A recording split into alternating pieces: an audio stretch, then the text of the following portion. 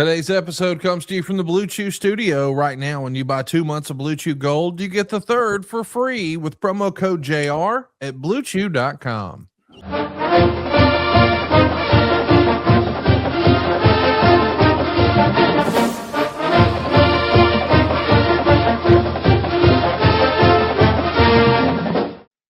Hey, it's Conrad the Mortgage Guy, and you're listening to Grilling JR with the voice of professional wrestling, Mr. Jim Ross. And today we're going to be revisiting 1996. This is the year I fell back in love with wrestling. It was actually the summer of 1996. I'll never forget. I had given up wrestling, I would say around SummerSlam 92.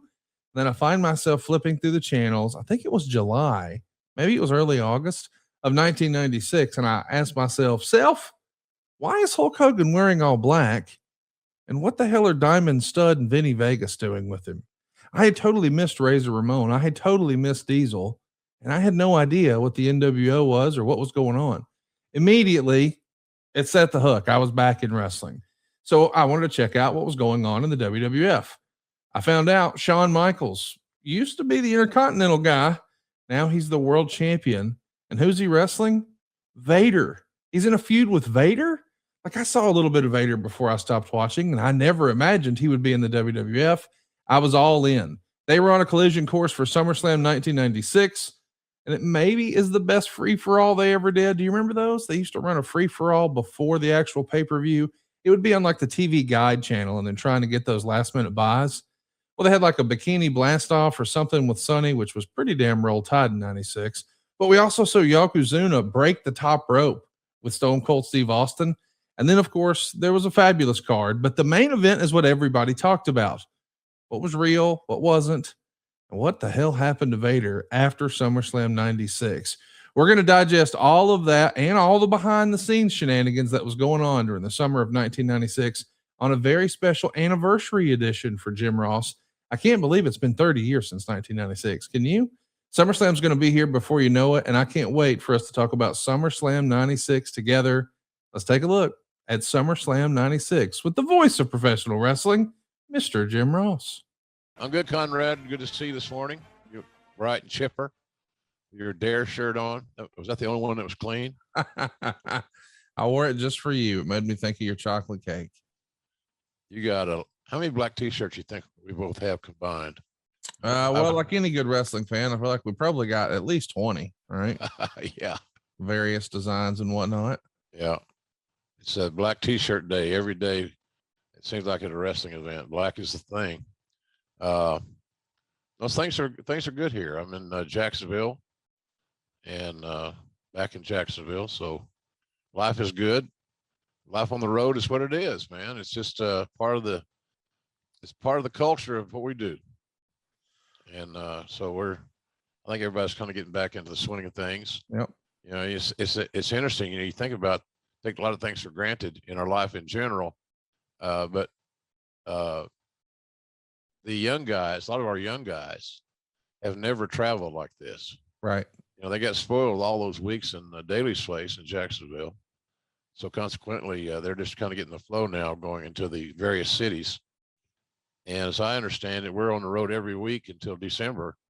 I think we might be back in Jacksonville somewhere in December, somewhere toward the end of the month. So that's always a good time because Tony Khan throws a good party. Oh yeah. New Year's Eve party. You should come this time. I get you in. I know people. Listen, I hear that that's becoming one of the AEW traditions. You know, they want to do a Vegas Memorial Day, and they want to do a Chicago Labor Day, and Thanksgiving in Chicago, and now it looks like Jacksonville for New Year's. That's kind of fun. Yeah, that hasn't been confirmed for Jacksonville. It looks like it's going that direction. So, but it shows that things are coming together. It shows that things are there's a plan, and it shows that there's some sort of symmetry with these schedules, like you mentioned, around these holidays. And a lot of people don't realize that Tony Khan, you know, looks at Chicago kind of like a second home. He's got a home there, as a matter of fact. So it'll be fun to hang. The interesting thing about it is I got to figure out Thanksgiving, unless I meet the girl of my dreams in Chicago, which is somewhat of a long shot at this moment. I think, you know, what do you do that we do TV on Wednesday and the next day is Thanksgiving. Right. So what those of us that don't, you know, what do we do? So that's always interesting. I spent one year, the succeeding, like maybe 3 days in Chicago. So there's options, to say the least, but it should be fun.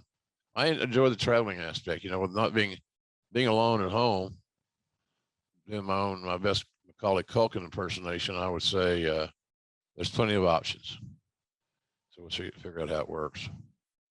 But anyway, life is good. Life is good. You know, we've had a tumultuous last few weeks with all these deaths that we've encountered, unfortunately, and our recording schedule has not been friendly to those because we're missing them because we'd already recorded a show and so forth. You know it better than me, but I was just shocked at the succession of deaths, and now, you know, it's like you and I, me maybe more than you because of my tenure.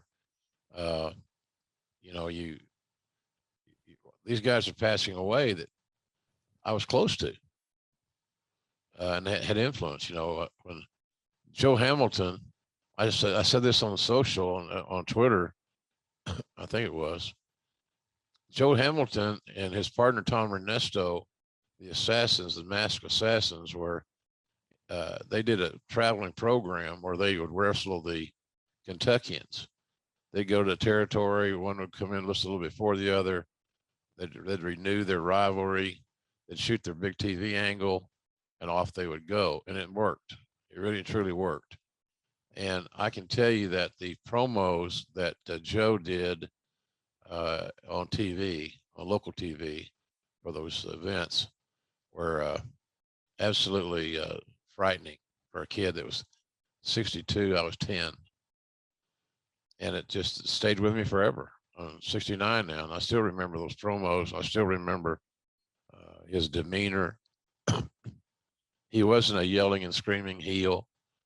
So that when he did raise his voice or his intensity level, it was very, very significant. But Joe Hamilton was a real PhD. He had it all. Yeah, big man, 300 pounds that could move around, great psychology. And so he was a big influence on my career. And, you know, I didn't know Burt Prentice well. I met Burt with Jerry Lawler several times. He was closer to Lawler than anybody I know because he did a lot of booking with Lawler. But I didn't know Burt very well. But my condolences to his friends and family, certainly. And then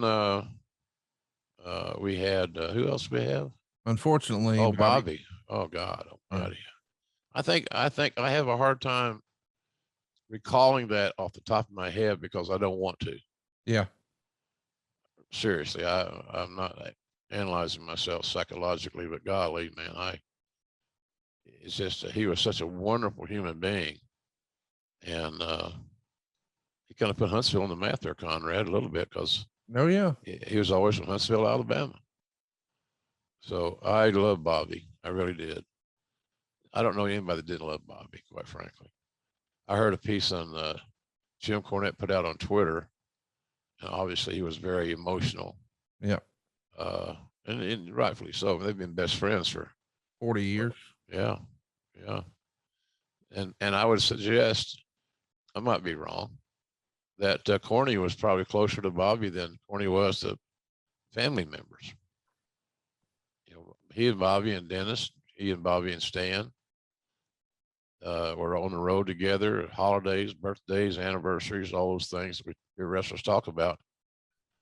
So it's a terrible loss, and I feel so bad for Bill Dundee and his family. They lost their daughter and their son-in-law in a matter of weeks, and they got, you know, Bobby and Donna had 3 kids, so nobody's talking about those kids and what the impact this had on them. So it's really a shame. But Conrad, comes time for all of us. You know, I've said many times, you know, our tomorrows aren't guaranteed. And this is a great example of exactly how true that statement is. It's a shame to see especially in the Eaton case. I mean, golly, those that family just lost Bobby's wife Donna just, I don't know, 5 or 6 weeks prior to Bobby passing. But man, you know, Bobby's had some rough health over the last several years, and if Yeah. there is one good thing to come from all this, he's no longer in pain. He's finally at peace, and he's probably making heaven look good right now too. Yeah, no doubt. Alabama Jam lives in heaven, no doubt. Uh, I don't know. I think that you know, if there's any good that comes out of this crazy stuff, it's the fact that most wrestlers in companies that are in a organization has some sort of element in it to address health issues. Yeah. You know, it's as simple sometimes as taking a blood test. And I think sometimes, and a lot of us, I know the older I get, the more reluctant I am to go to the doctor. And I've got friends that are just the opposite. They want to know everything. And, you know, my mom and dad both died at 64. So I've outlived them 5 years. So I think about that. Your own mortality, you start thinking about the older you get, and you can't help it. It's just it's going to happen. It's a matter of how you handle it, how you process it. But I'm happy the fact that the major wrestling companies have a component now where they can take care of their talent much better. And it starts as just simply a blood test. You know, I've always suggested that, you know, the blood test is going to tell you a lot of things you need to know about your health, your, you know, cholesterol, et cetera, et cetera. So, and then I think they should take a test for sleep apnea. I don't, how many wrestlers you think have undiagnosed sleep apnea? A lot. Yeah. And it's eventually going to kill them. That's the end game. It eventually catches up with your ass and it will kill you because your heart just finally taps. So I know when I was at WWE, we started testing guys for sleep apnea and found a bunch of them that were suffering and they didn't even know it. So I think that that's something that's better for the boys and the girls is health care. But it should have been that way and in place years and years ago. But you avoid all those things to save a couple of bucks. You know, it's all about the money, man. Why do you think WWE started to not legislate, want their product legislated by an athletic commission? Because, you know, they're not a sport, they're a performance art. But still, you look at, you know, I'm thinking if you have a key player, Conrad, on Broadway, for example, then you're going to make sure that that person's covered insurance-wise, key man insurance, whatever it may be. Sure. You have a key man policy? Yes, we do. See, that's important. It's really important, I think, because you're the straw that stirs the drink, and without Conrad, you know, we're all kind of hobbled. I'll listen to you. Well, serious. You know, you created this monster, and so now, and then you get charged of making it better, because we all want to make more money. You want to make more money. We all do. That's just the nature of our beast. That's why we're good at what we do. We're motivated. So, in any event, I'm. It's been a sad couple of weeks with these passings, and hopefully they say they come in threes and all that stuff. I just don't. I just do not want to be included in the next group of three. You know, I'd just rather It's a good sit right goal. here, talk to you. You know, hang in there. So, but anyway, we should have. I'm glad that we got a chance to at least say something about those guys. And again, the only reason, folks, we weren't disrespecting them. We were simply timing when we were recording. Some of them, those guys had not, obviously none of those guys had passed. No. So now we're just catching up, and I'm glad that we got a chance to do that top of the show, and then we'll brighten it up here as we go through this broadcast. What is, we're doing SummerSlam 1996, Conrad. That's right. In a thumbnail sketch for those that are watching and listening to us, what is your main takeaway as to why we're doing SummerSlam 96? Well, the business is really taken off in 96. You know, we're a couple of months into the Austin 316 era. Bret Hart is about to come back. This is really Vader's first headline pay-per-view with the WWF. It's supposed to be the first of 3 major pay-per-view matches against Shawn Michaels. The Clique has split up. The NWO's on the other channel. Hulk Hogan has turned heel and the business has had a real shot in the arm. All of a sudden, more folks are watching wrestling than they have in a long time. And the buzz is about the NWO. And now, for the first time, it feels like the WWF is trying to play catch up. And a lot of people have said that Vince did his best and the company did their best work when they were sort of with their backs against the wall. They were on their heels. So we're going to break down all the comings and goings and happenings here in the summer of 96. And it's an interesting show to take a look at because you have the context of on the other channel, they're doing that outdoor pay-per-view Hog Wild, and they're going to have the NWO and Hulk Hogan win the world title, spray paint NWO on it. And man, they're off to the races with some really creative storytelling for about the next 18 months. So it's a challenging time where we get to see Vince sort of competing from a defensive position. And I think that's unique and worth a deep dive, if you will. Yeah, I agree. I agree. It was a key time of change and evolution, quite frankly. So, going over our script today, I looked at some the names that dot that script that are involved in this event in one form or the other, either from the other side or inside, whatever it may be, is very impressive. And there's some that we had faith in that didn't make it, which we'll talk about. Yeah. For whatever reason. So, in any event, it was good. It's going to be a good show. And because it does talk about a lot of pertinent history, I think. It's interesting to me too, to think about the idea that, originally the Ultimate Warrior was supposed to be on this show. And of course we know that relationship came to an end, but Sid is going to step in, international incident, which we just broke down. But the idea that that's how it was supposed to go and it doesn't really happen, it makes you wonder, hey, what would that have looked like? So let's jump into it. As you mentioned, it's the 25th anniversary today, August 19th, 1996, the Gund Arena in Cleveland. Cleveland was a WWF town. Wouldn't you agree? Yeah, absolutely. What, No doubt. What was your go-to in Cleveland? Did you have a Cleveland routine? Like you've told us before, when we're in Indianapolis, I like to go to this steakhouse. And when we're in Chicago, I like to go to that steakhouse. Did you have a routine in Cleveland?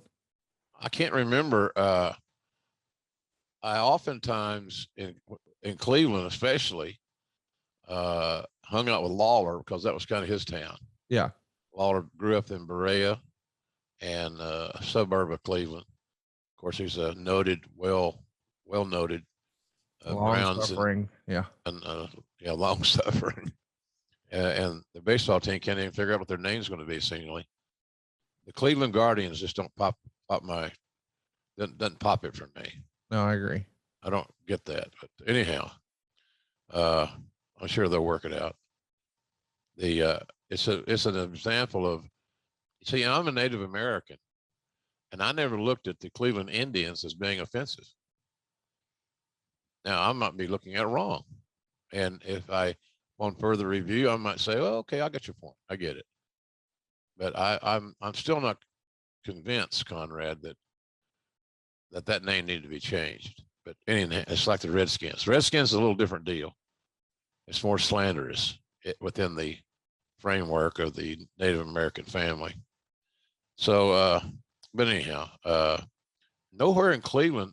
Cleveland's always a good place, good site. We stayed downtown more often than not. So it's somewhat limited to where you're going to eat, but there's plenty of great places to eat in Cleveland. I always enjoy going there. Of course, you mentioned Indianapolis. That's St. Elmo's. Yep. And they have the greatest cocktail sauce in the world. You say that every time. I love it. I do. It's wonderful. Yeah. It's wonderful. So, and that's the nice thing about traveling. I always look at what can I do to make my travel better? Well, I can eat well. There's no sense in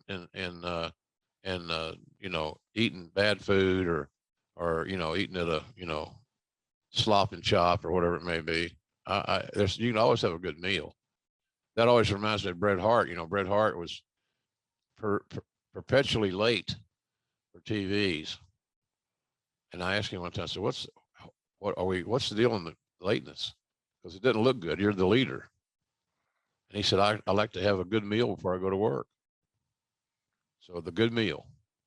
So that's where the good meal with Brett was important, and he had to have a good meal, and that did not include catering. It was another meal, a meal outside, a good meal. So anyhow, crazy stuff, man, crazy stuff. Cleveland, I like Cleveland though. I've never been to the Rock and Roll Hall of Fame. You? Nope, have not. I've only been to Cleveland one time, I think. Yeah, it's a nice town. Yeah, nice town. I always enjoyed going there, but nonetheless, we had a hell of a crowd that night in the big house. That was all. That was the front of mind awareness for all of us. We got a hell of a house here. Let's get after it. let's talk about some news and notes as we're talking about the WWF here in the summer of '96. We mentioned briefly we're coming off the International Incident pay-per-view that was the prior July. Sid is going to be the last minute replacement for the Ultimate Warrior when that thing goes sideways. As a reminder, Shawn Michaels and Ahmed Johnson would be on his team to lose to Vader, Owen Hart, and Davey Boy Smith. That sets up this show when Vader pins Michaels. We also saw Taker and Mankind brawl after Taker was wrestling Goldust. That's going to set up our Boiler Room brawl. And Steve Austin would pin Mark Mero in a rematch from King of the Ring. And now we're sort of off to the races. The Monday Night Raw the very next night opens with a rather odd segment where Shawn and Ahmed are supposed to take on the tag champs, the Smoking Guns, but it winds up being a brawl, and the match is rescheduled for the main event later on. In all this, there's a birthday cake for Shawn Michaels, and it's the Fabulous Moolah's birthday being mentioned as well. But somehow, of course, the cake winds up in Sonny's face. I think that's like a law, right? In the bylaws of wrestling. If there is a cake on the program, it's going in someone's face. Yeah, if there's a cake on the program, somebody's going to wear it. Yes, and that was and that we didn't cease to come through on that one. So yeah, I remember that actually. The cake in the face. A lot of things Sonny did was memorable. Oh, yeah. She was new in her role. She perfected a new role within the confines of booking. You mentioned Moolah. That's the parallel. So the most prominent women in wrestling for years were Moolah and her girls. And then that changed when Mr. McMahon wanted athletic 10s. Sonny, I don't know how athletic Sonny was.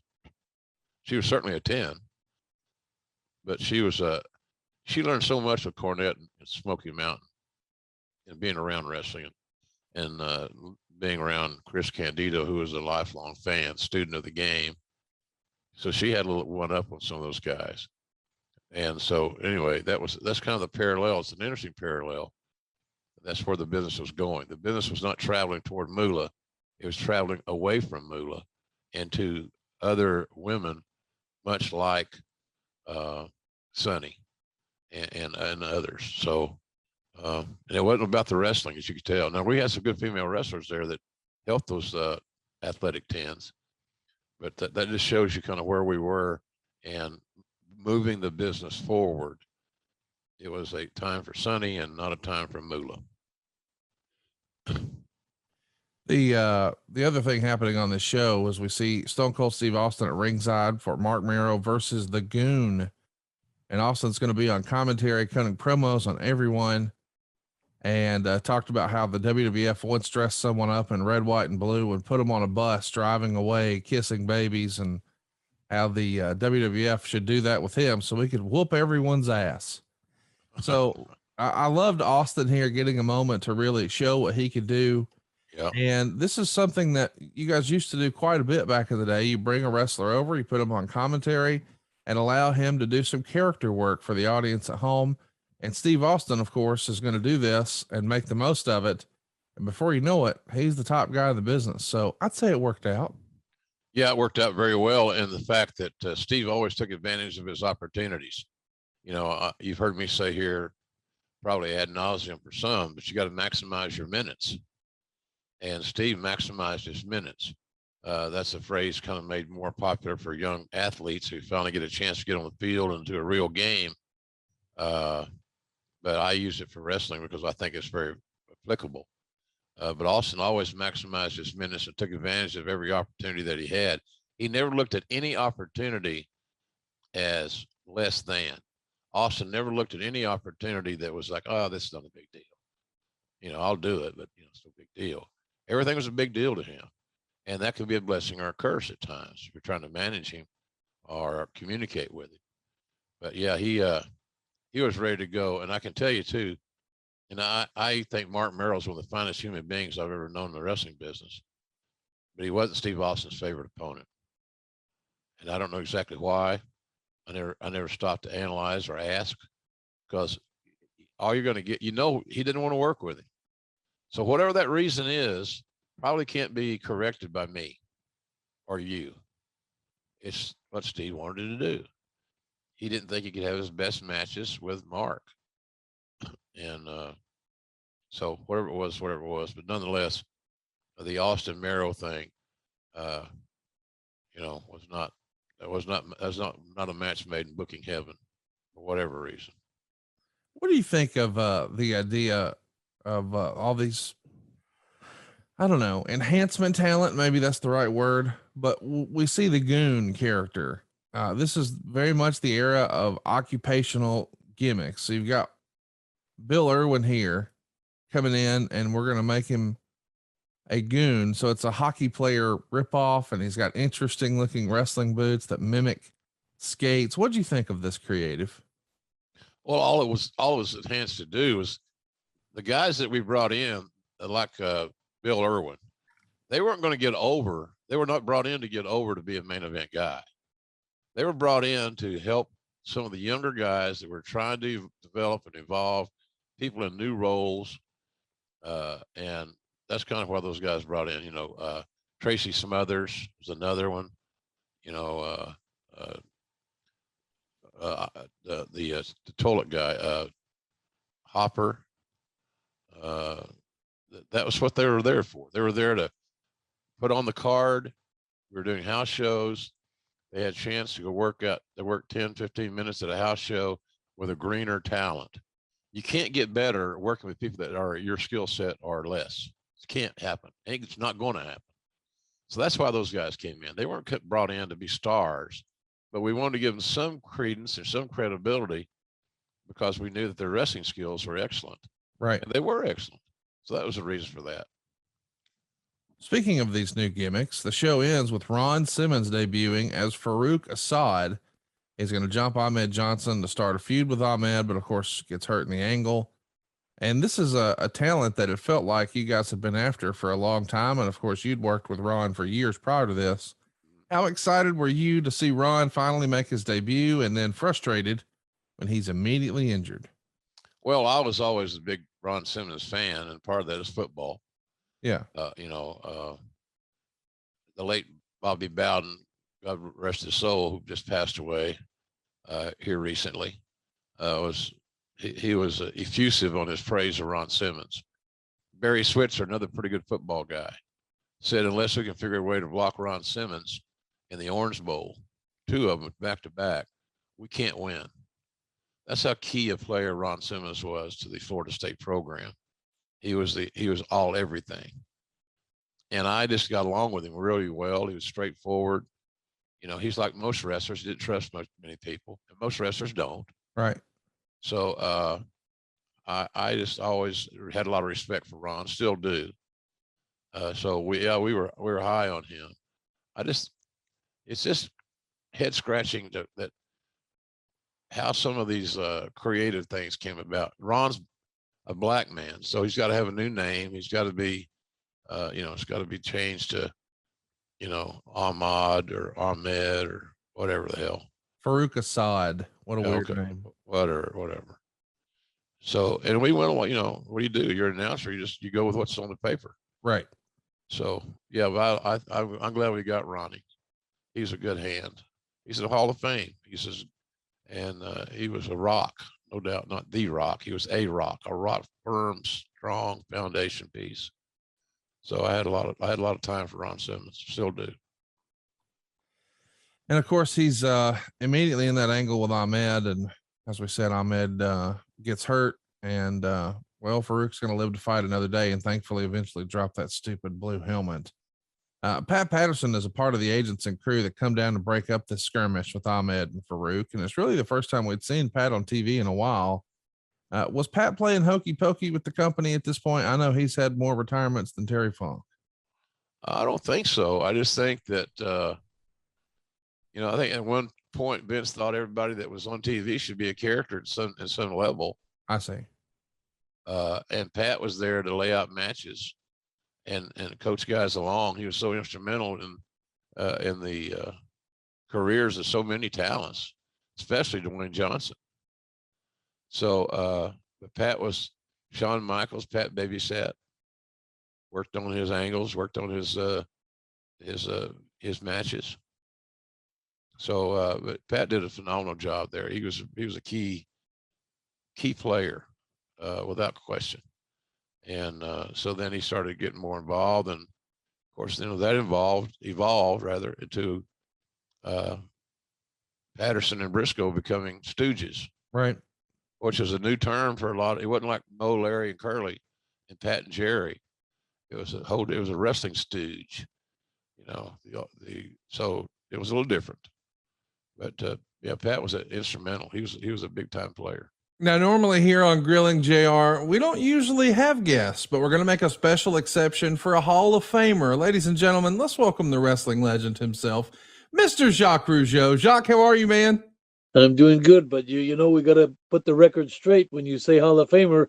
I'm a 4-time Canadian Hall of Famer. I'm a European Hall of Famer, but I'm not a WWE Hall of Famer. You're in so many other Hall of Fames, it doesn't matter. It's my great honor to catch up with you. I know you're fresh off of a big event. I think it was this past weekend. Is it true that you were in the ring with the British Bulldog son? Is that right? Yeah. What a wild thing it was. We've been working on that for 9 months, and it was so exciting to go in the ring with Harry Smith and to have Diana Smith at ringside with my brother Raymond also. And what a scenario we had. And it was so funny because doing the hype for this show, it was like all the way through for 9 months we've been hyping this show. Harry never wanted to speak with me. He was like kayfabing me. He didn't want to. He was making me feel like nervous a bit. And we got out there and it was amazing. I'm 65, going to be 66 next week, and I was out there doing flying elbows, suplexes, and pile drivers to Harry, and he power slammed me actually, which reminded me of his dad power slammed me 30 some years ago. So that was déjà vu. But what an exciting match, an exciting finish. And I end up tasing him with a real taser and winning the Royal Rumble. So that was a great fun time. And what a great show we had. And then Hacksaw Jim Duggan with all the other celebrities during the day. And Hacksaw came, and actually the show was in Gatineau. But we flew into Montreal, and we had a big bus with 50 people on board that had breakfast with him, and we had a driver take us to a 2.5 hour ride, and a singer on board with the bus, and what a great time. And from country roads, oh my God, all the songs that the singer was singing, and Sweet Caroline, and I could see Jim having fun in the front, and it was an amazing weekend. It sounds like an amazing weekend, and I know you've really had a fun run promoting your new video game, which we're going to be talking about in a minute. But I do want to ask, do you have any fun JR stories you could share with us? No, I don't. I crossed paths with JR, and it's funny because when he came in, it was another situation in life where it's always been at the right place at the right time. And we were finishing a run with JR, so he didn't have much use for us. Like, we were finishing our run. So, and when you're one of the boys, you never want your run to finish. You always want to go into something new and a new angle, a new storyline. And unfortunately, when your time comes that you have to let your place for somebody else, it's always a hard time. And that's when JR came in. So JR never had a big use for us, the Quebecers, but I always got along good with him. He was always I always respected JR because he he always told you how it was. He never let you on. He always told you the truth, and that meant a lot in the business to have a straight answer from a booker. So I have all the respect in the world for JR. I was looking forward to speak with him tonight. Probably he have some stories, and but my memory, growing old here, but I'm forgetting more than I remember. I'll tell you that much. But all the respect in the world for JR. Well, all the respect in the world for Ghostmaster Resurrection. Let's take a look. The Ghostmaster's Resurrection continues in all new DLC with all new experiences.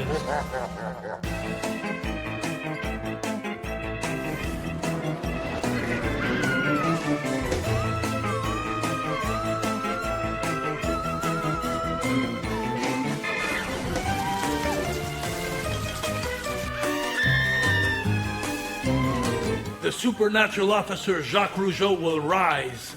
I am the supernatural officer, and I will bring the law.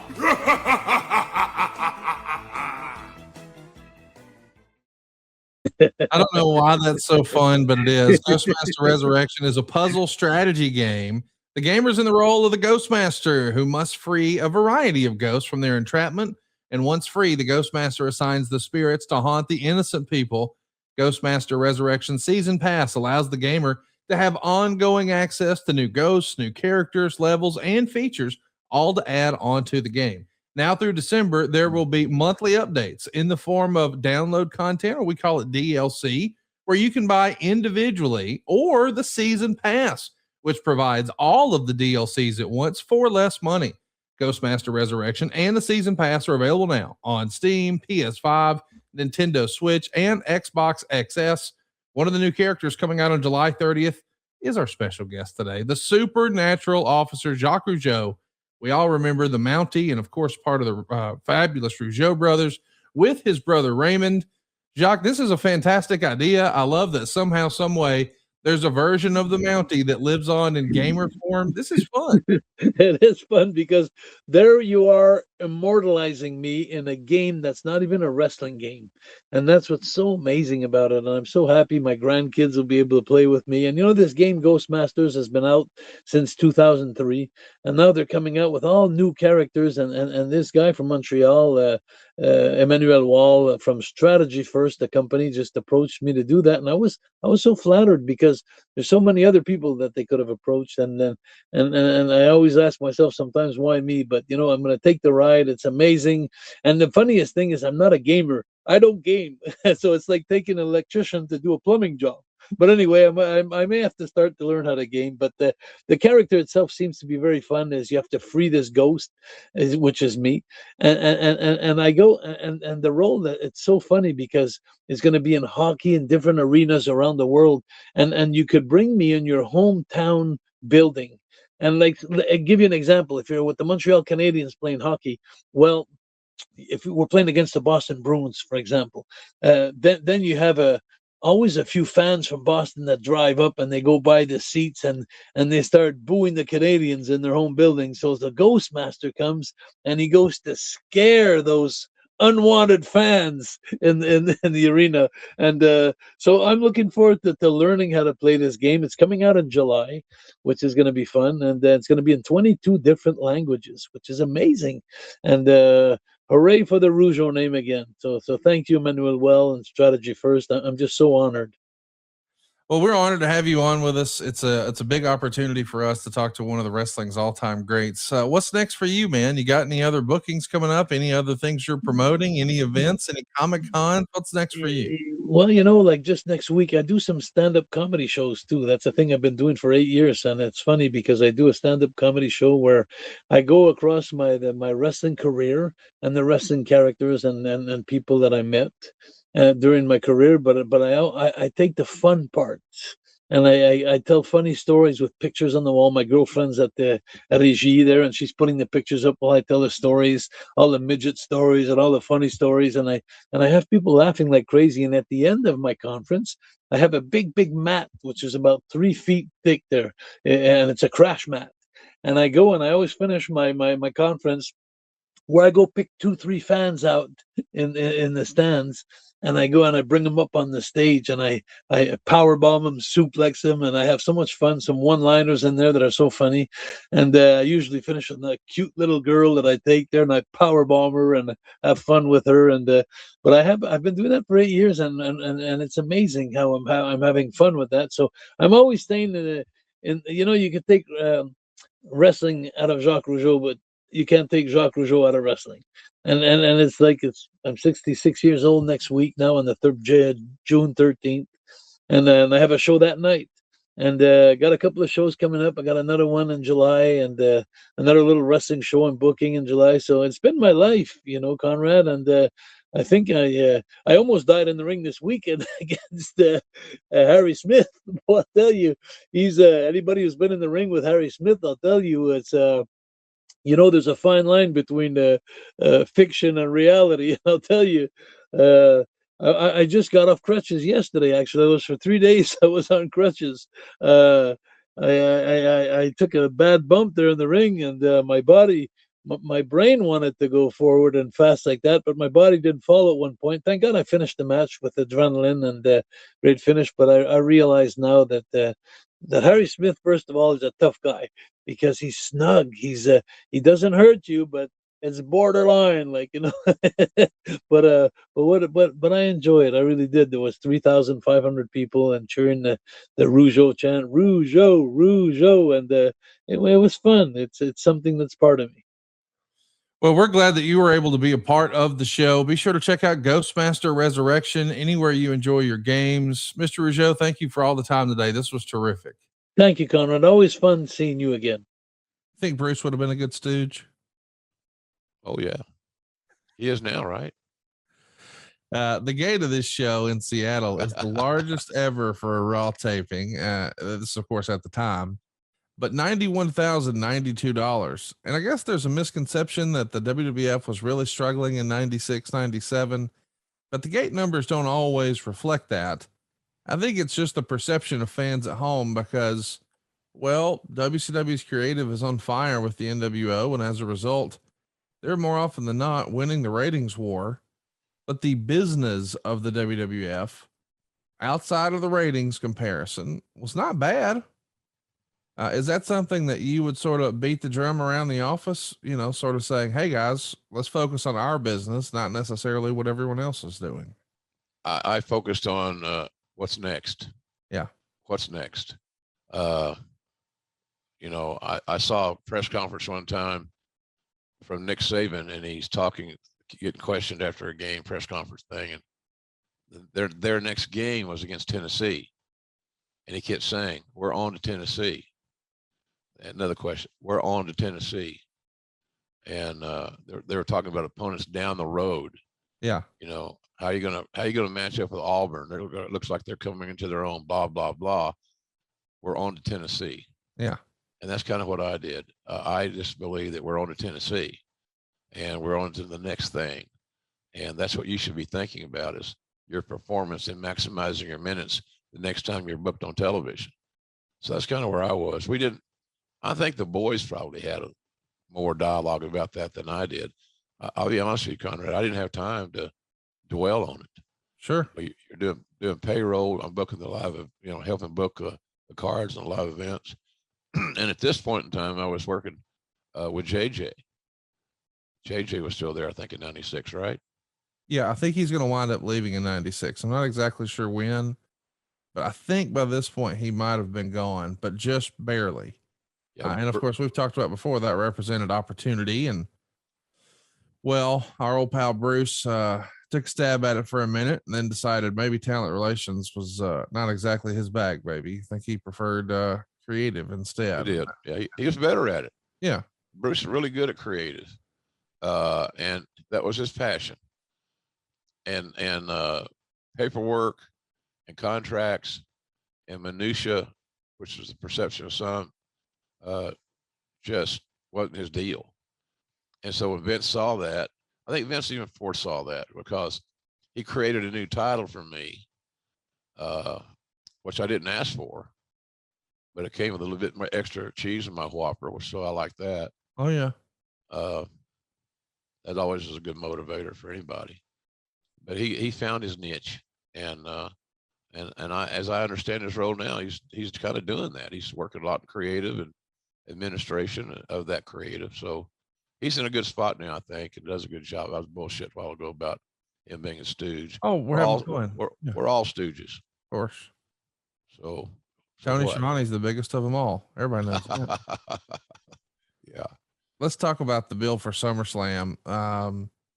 There's not a lot of Vader Shawn Michaels interaction. It's really built around Jim Cornette's promos. Do you think Vader was ready for Shawn Michaels and to headline a major WWF show, or is Cornette such a good speaker that, I mean, you just be foolish not to focus on him? Oh yeah, Leon was ready. Vader was ready. There's no doubt. He's a veteran. He'd worked headline big cards primarily in Japan. Didn't have the great long-term run in America until he got with a WCW and with then WWE. But yeah, he was ready as in ring ready. Absolutely. Leon could be a little rough around the edges because Leon was used to doing things the way he wanted to do them. Shawn Michaels is used to doing things he wanted to do. So you got a little butting of the heads there.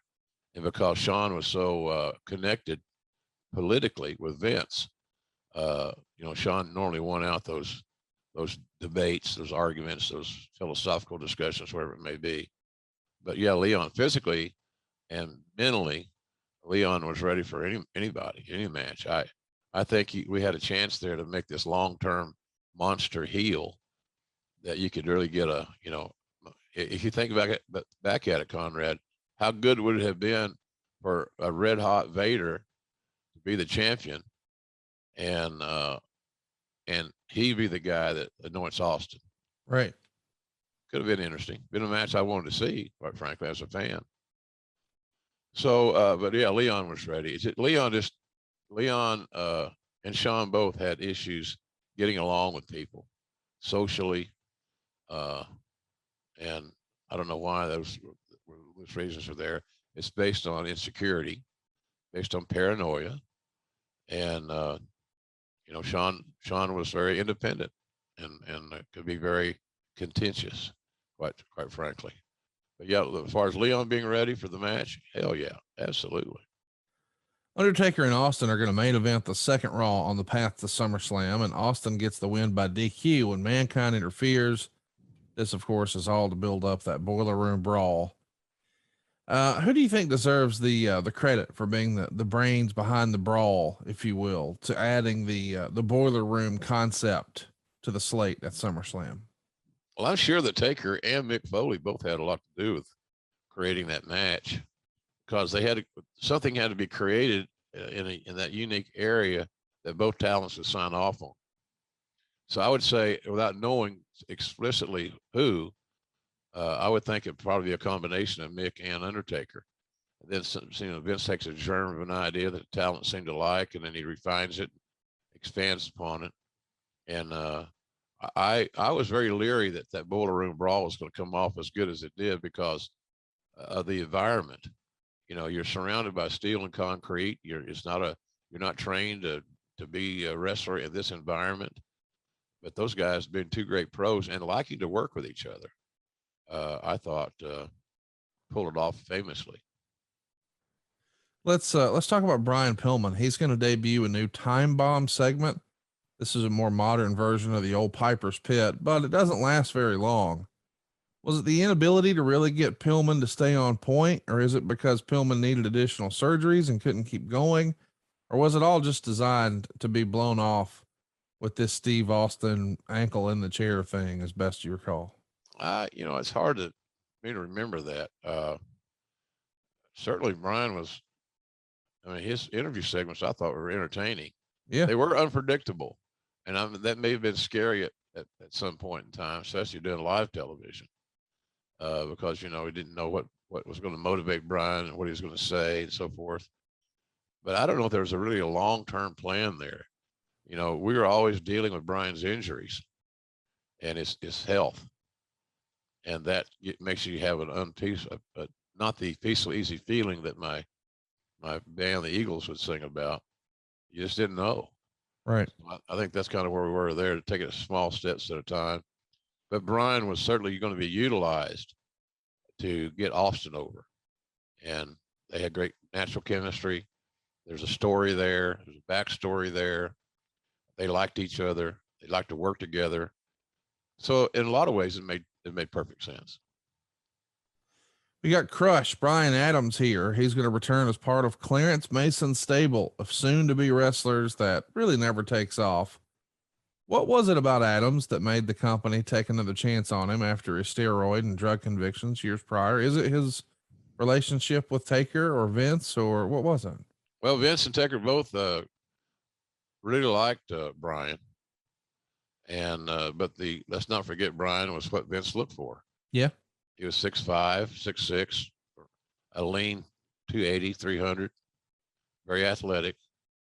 I think Brian's issue was that even though he had that massive frame, he didn't have a V8 brain.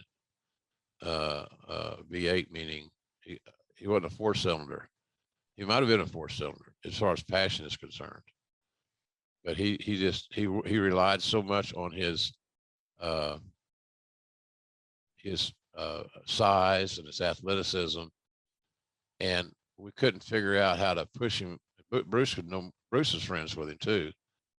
We didn't find the combination to get him to get to the next level, and that was frustrating at times because he had everything that you would need. He just didn't have the motivation to get to that level. I'm sure Taker had plenty of talks with him. They were good buddies. They traveled together, et cetera, et cetera. So you know that Brian's going to get the next look simply because Taker liked him. And if Taker liked you, that means you get a match with him, or 2 or 10, whatever it may be. So that was Brian's issue. I just never didn't know what the formula was to unlock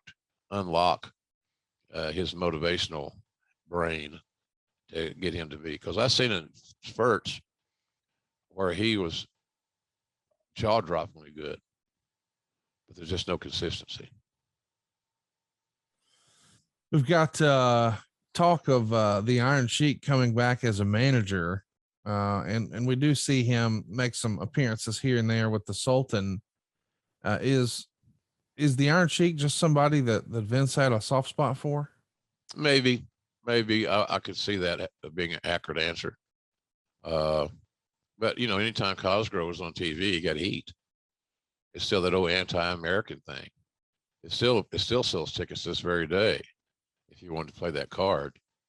But Sheik was a lovable character. Like everybody, he's funny, and he was getting another chance to make some paydays.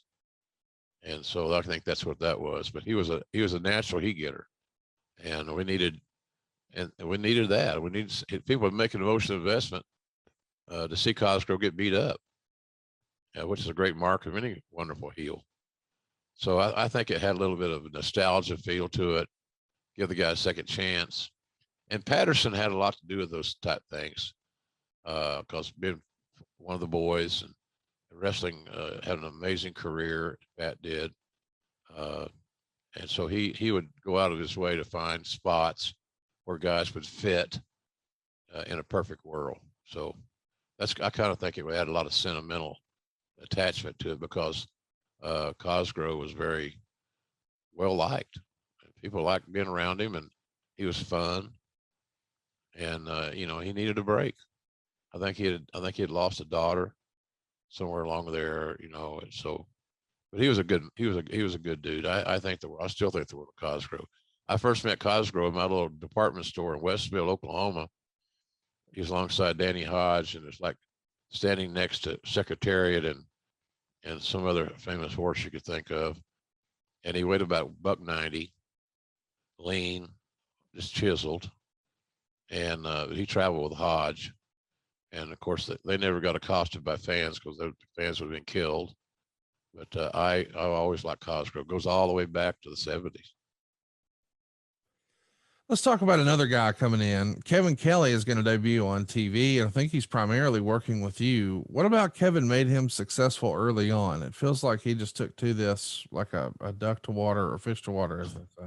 I think Billy Gunn was a guy that kind of, he was friends with Kevin in Florida. I think that Kevin had nice preparation for the job. in his previous works.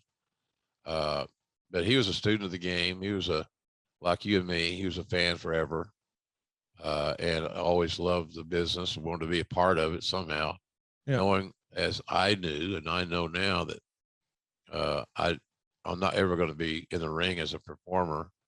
I was a few times, but it wasn't by my own means. Just the way it worked out. But Kevin was prepared. He was passionate. I enjoyed working with him. He took coaching well. I know he got off the wrong foot when he wanted Kevin Foote's his real name, no pun intended. I remember he had an issue with how his TV name was going to be spelled. And I don't remember the exact details. It's one of the two things. It's either he wanted his name spelled Kelley or Kelly, one of the two. And he went all the way to Kevin Dunn on that deal. And I told him, I said, that's the wrong hill to die on. What the hell do you care about how they spell your fucking last name? Don't cause any consternation over something like that. Don't ever give, I tell guys this all the time. Don't give any company a reason to not want to work with you. And what you're doing right now is giving them a reason, if you ever stub your toe, to not want to work with you. But Kevin was so good for the job, and he worked hard, and he was very prepared always, just like he is now with his New Japan stuff. So I'm always been a big fan of Kevin's. We did some work since then, obviously. I think we did a New Japan show or something. But I enjoyed working with Kevin. Thought he did a good job. He wasn't a heel. He wasn't a Lawler. He wasn't a Heyman. He wasn't a Heenan. He was different. And if he had, I think the plan was eventually just to have him do a show, whether it be SmackDown or the second hour of Raw or whatever. Hell, I don't know. But he had a shot there, and unfortunately, it just didn't work out. But he's a good hand, no doubt about it. We should mention Mark Henry is also announced in this era as being signed to a 10-year, multi-million-dollar agreement with the WWF. Man, what was it about Mark Henry that Vince McMahon felt was so bankable here? Is it just the idea that he had the athleticism that at 400 pounds or whatever, he could dunk a basketball, or did he really feel like, hey, this is our chance to finally have a Olympic gold medalist on the roster? What did he see in Mark to offer such a big long-term deal? Well, I think all those things played into it. I saw Mark dunk the basketball at the NBA All-Star game. I think it was in Arizona. I might be wrong on that one, but he was at that size, could dunk a basketball was pretty damn impressive. Showed great athleticism, and for a guy that was, as you said, 400 pounds, somewhere thereabouts. The fact that Mark was African American didn't hurt anything. We want to become more diversified. So you got an athletic, supremely athletic African American that we felt like over the long haul was going to be a great investment. We never stopped thinking that. It was challenged from time to time, but we got him the right coach.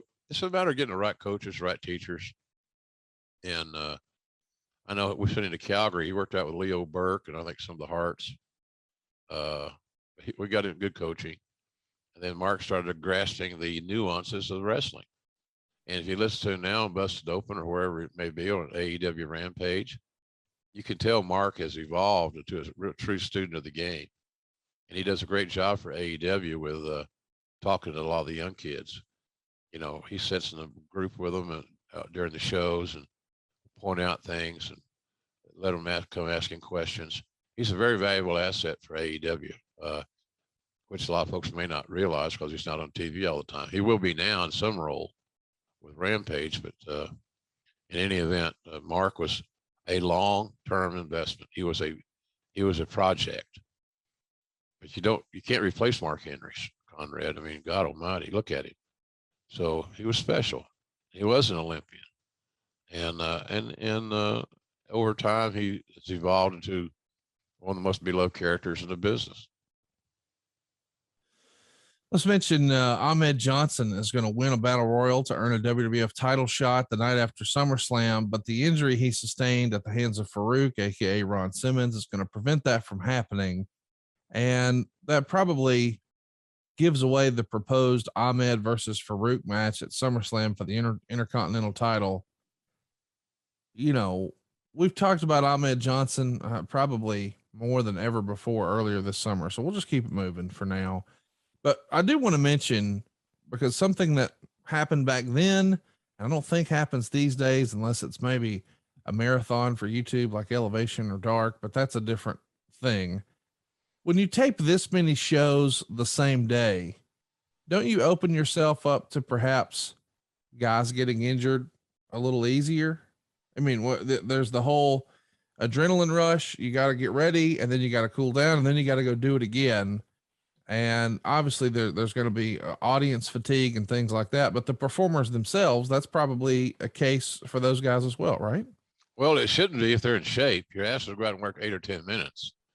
If they were doing a series of marathon matches or whatever, Ironman matches, it might be Conrad. But I don't buy the fact that they're tired. So they're more prone to have make a mistake. The deal with Ahmed is we've talked about this, and I'm not going to start on a tangent now, but he wasn't very good. He had a great look, but he wasn't fundamentally sound enough for the role that we had envisioned him in. And so that's how I look at that deal. Fatigue, no, come on.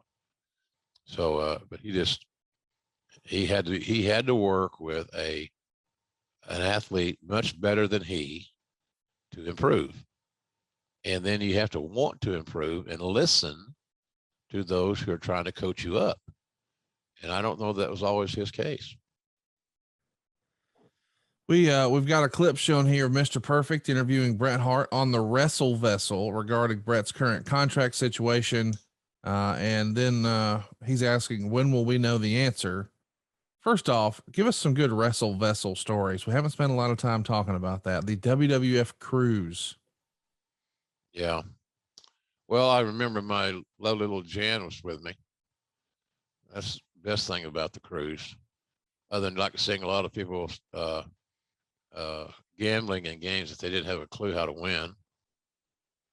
Going back to the bank, so to speak, and withdrawing money. Trying to drink all the booze on the I remember Dustin Rhodes was drinking some sweet drink with a little umbrella in it and all that stuff. He said, God damn, man, I can't take my lips off of it. I can't take my lips off of it. Well, so that was a basic thing. It was indulgence. And then getting guys and they're getting at their autograph thing on time was another chore. They didn't realize you're here to work. It's just a unique environment that you're going to work in. But it seemed like everybody had a pretty good time on it. I remember I'm in the pool and Owen Hart pulls my frigging bathing suit down to my ankles, and little Jimmy got exposed, and felt like George Costanza, shrinkage. But that was Owen. I loved him. It was embarrassing a rib, but one that was well respected and appreciated at the end of the day. So I don't think anything too dastardly happened. I don't remember any major incidents on it, and it could have been because all it was excessive drinking constantly, all day, every day, all night.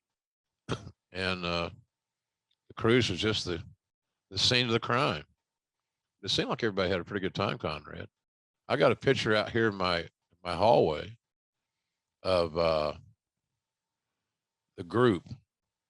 It's just funny. Someday I'll get it to you. You can look at it. It might be a fun picture but you see different body language that people had, and it told a story. If you knew the personalities and where they were mind-wise, mindset, you could get it. For example, Bret was sitting on the front row, kind of extended away from everybody with a unique distance. I remember that picture. Jan sitting next to Tammy Stitch, Sonny. I'm sitting in the middle of the front row, and Austin's there, and all of our talent. Those are happy pictures for me because Jan had a great time. She had a blast on this. If she was here now, she'd tell you, "Oh, I had a great time," and she did. But it was an interesting experience, and Chris Jericho's taken that lead, Conrad, and is he's monetizing that concept. And I went on the first, I think I went on the first Jericho cruise, and had a phenomenal time. It's very well done, very well organized, and Chris has got a great team around him. This is what they do. They do these celebrity cruises, and it worked out really well. So the Jericho cruise, I maybe already sold out, but nonetheless, it's a good project and an idea. I think we did where do we do the? Oh, in WCW we did the Bruise Cruise. That's right. And I was on that as well. So, but nonetheless, it was, I think, all fun stuff. It was good time. Good time was had by all. I've always said, Conrad, my fat looks better brown than white. So we accomplished that goal. So all good. Let's talk about some behind the scenes controversy. This is the August 5th edition of the Wrestling Observer. Quote, there is, or at least was, tremendous heat on Jim Cornette coming off the weekend tour, largely due to a backstage argument he had with Shawn Michaels after the match in Anaheim. Apparently, they had worked out a spot where Michaels was going to super kick Cornette, but Cornette either tripped or fell down, and Michaels super kicked Air, or I guess Michaels felt Cornette double crossed him on the spot. There were problems already between the two, stemming from something that apparently happened after the show in San Francisco. Anyway, after they went behind the curtain in Anaheim, Michaels immediately began yelling at Cornette about the spot, and Cornette began yelling back, and it became a big deal internally. I don't think you were at this show, but what do you remember hearing about this? Just a unnecessary pissing contest. Cornette stood his ground. And Shawn looked to use his influence and where he was on the card and how he was perceived in the office, primarily by the chairman, as his trump card. So, but unnecessary. They blew their steam off, and hopefully, my role or my 2 cents in that was to get it out of their system. That's no Bill Watts thing. It's like when Nord the Barbarian and Butch Reed got in a fight in Oklahoma City in the Sunday afternoon matinee. That's redundant, isn't it? On the Sunday afternoon show. And then they drove to Tulsa to do TV that night, faces all puffy and black eyes and so forth. And he made them fight again because he wanted to make sure he got out of their system. I think what he really wanted to do was see a good fight because he missed the original fight because he wasn't in Oklahoma City. So that's kind of the deal. Did they get out of their system? It seemed like they did, but Shawn was in a tough time, and right then we all start making excuses for him. Well, it was this. It was he was on too much medication. He was drinking too much. He was influenced by the wrong people.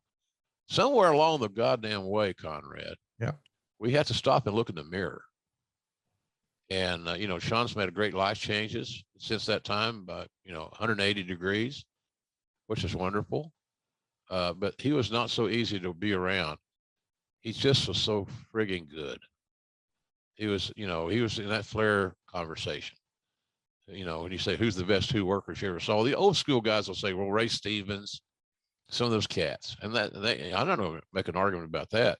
But Shawn at that time was as good as anybody lacing boots. And he used that cachet to his advantage. We should talk about Cornette here for a minute. It feels like, and I don't know, but it feels like around this era, maybe he started to tire of the WWF or the travel or living in Connecticut. And then eventually, of course, he's going to say, hey, let me go do something else. And thankfully, developmental becomes the thing. Yeah. Is this really the first time you thought, man, Corny might not be having the best time? No, it wasn't the first time. I knew that he was challenged. You know, living in Connecticut could be challenging. It's expensive. You have to be prepared for the weather and the ice and sleet, travel, the traffic, and blah, blah, blah. And so Corny wasn't having fun. And there was too many channels to go through. You know, he was used to being an autonomous booker where he had an idea. Well, that idea is how it played out. And that was not the case in WWE. You had a lot of channels to go through. You know, first of all, Vince had to improve it. He had to make, you know, he had to bless it. Then he had Bruce there, a filter, Pat, a filter, me to a lesser degree, a filter. And so it was tough for him. But I knew that that his time there was not long term. In other words, my advice to him would have been, I hope you're renting. Don't buy any real estate here. Yeah. Rent. And, you know. I bet JJ wishes somebody would have told him that. Yeah. I felt bad about that. Bruce and I were running the show in South Africa when JJ bailed. And it was the same week that Shane McMahon and his lovely wife got married. Yeah. And Vince thought the worst, right? And thought that maybe JJ was going to try to take it to the paper or Mushnick or something and ruin the big weekend. And of course that didn't happen. He was just going to WCW. Yeah. And he got his pay cut and he had a big nut to fill. He had a special needs child and he had other young children. And so, you know, and I think the world of JJ this very day, but he just couldn't do it anymore, Conrad. He hit the wall. And that's how he reacted. I don't know that was the best solution, but it was the solution that JJ felt at that time was the best for him. Quite frankly, that's not really all that matters. But Bruce and I were in, I remember Bruce going, these eyes are big, and he says, "You'll never believe what happened." What? You'll never believe it. I said, well, tell me, and I might believe it. Right. You know, JJ quit. He had a blow up with Vince, and he walked out and he quit. And so, you know, I could see Bruce's wheels turning because Bruce wanted that job. And I was really cool with my position. I didn't need the title. Over time, I got to where I took ownership of it, maybe too much. But it was startling news because we all figured that JJ was there for life, Conrad. He had his routine. He had his procedures he did. He was very well organized. I learned a lot from JJ. Being organized, taking calls to the talent as quickly as you can. Hopefully when they're on the line, not when you have to call them back. Nobody likes to be called back. And especially now, you ever send a text message? You probably send them to me sometimes, and I forget I have them. Oh yeah. And you know, you want to record Monday morning? Nothing. And I see it. Oh yeah, I should tell Conrad I'm good. So, but that was the deal. We thought we thought JJ was a lifer, going to be there forever. That was a big deal for us, for him to leave, because we had to go try to take all the paperwork and everything he was executing, the contracts, et cetera. And, you know, we had to go through all that stuff. And I think there's where Bruce started to discover this might not be the gig for me. Now, JR, he don't mind this deal. It's kind of what he likes. So Vince made two jobs. Bruce is vice president of talent relations, and I was vice president of wrestling business or something like that, something ridiculous. And so until it all worked out and leveled out to where Bruce is just going to primarily focus on creative, which is good management by Vince, because that you always try to do, Conrad. You do it every day, I'm sure. Yeah. If you don't, you should. People should be put in positions so that they can succeed. They shouldn't be put in positions where there's going to be a stretch or I don't know if they can make that. So Vince is smart in that regard, among other things, a lot of things. But he saw our strengths and he put us in our position to execute what our strengths were. I think I had my timeline messed up. JJ leaves the next month. He leaves September of '96 when you guys are over in South Africa. Okay. I do want to ask though, because you know I've never really spent any time talking about this from JJ's perspective, and he wrote about this in his book. He had a younger wife, Yeah. and Lindsay was her name. Nice lady. Vince wanted him to buy a house. So he bought a house, and Vince helped him out with some financing where he needed a little help to get the loan, with not only Vince's banker friend, but an additional loan from Vince and the company, and he would pay that back. So now he's sort of leveraged to the hilt on this new beautiful home in Connecticut, but he's got a home. He's got roots now with the WWF. And then, as you mentioned, he got his pay cut. And I think JJ took it personally, as a lot of people would, I'm sure, that when those pay cuts came down, allegedly they only went to the quote unquote wrestling people. So Right. people who had a wrestling background saw their income cut by nearly 50%. People who weren't wrestling people did not enjoy such a cut. But now he's left struggling to pay for a house that he could barely afford on a full income. And now he's got a half income, and it's just a mess. So I understand when you said, well, maybe JJ shouldn't have handled his business that way, but I can't help but know that story and think, shit, if I was JJ, I'd be looking for somewhere to go too. Yeah. But he was burned out, Yeah. Conrad. No, the workload and the responsibilities and, having to handle talent issues. It seemed like, I talked to JJ, I said, do you ever go talk to Vince about good news? Is there everything good that you've got to share with him? And he said, yeah, that's a good point. It's always about this guy's late. This guy didn't want to do this. Yeah. This guy didn't want to put so-and-so over, and I had a whole different mindset on how to handle that. You solve their problem or you eliminate it. Yes. It's easy. I don't want to run 22 power, coach. Okay, you sit your ass down. Yeah. If somebody's coming in that wants to run 22 power, I promise your ass. So I think I got cut. I think I got a $30,000 hit on my salary, 30 G's. And Jan said, what are we going to do? I said, well, we're not living above our means. We're comfortable. She was working. She was a flight attendant. I said, so we'll just make it. We'll just readjust our budget and spend less. That means you can't buy as many Louis Vuitton bags, honey, as you normally do. Right. So, but I remember the 30 grand hit. I think Bruce got hit 30 grand too. Yeah. Lots of pay cuts around, but not for Barry Windham. He's coming in and he's going to become the stalker. Boy, Barry Windham, 10 years prior to this, 1986, probably one of, if not the best wrestler in the world, not named Ric Flair. Now he's coming in here, and well, it's a different Barry. Fair to say? Absolutely fair to say. We're trying to regenerate a different era in that era, and the ship has sailed. And I'm with you. I got to call some NWA matches for Crockett that Barry was involved in. They were as good as I've seen, good as I ever called. Yeah. He was a natural. I know that term's bandied around and thrown around easily, but when he was on, when Barry Windham was on, there was nobody better. Big athletic 6'5", 6'6" guy, grew up in the business, as we all know. He just had a feel for it.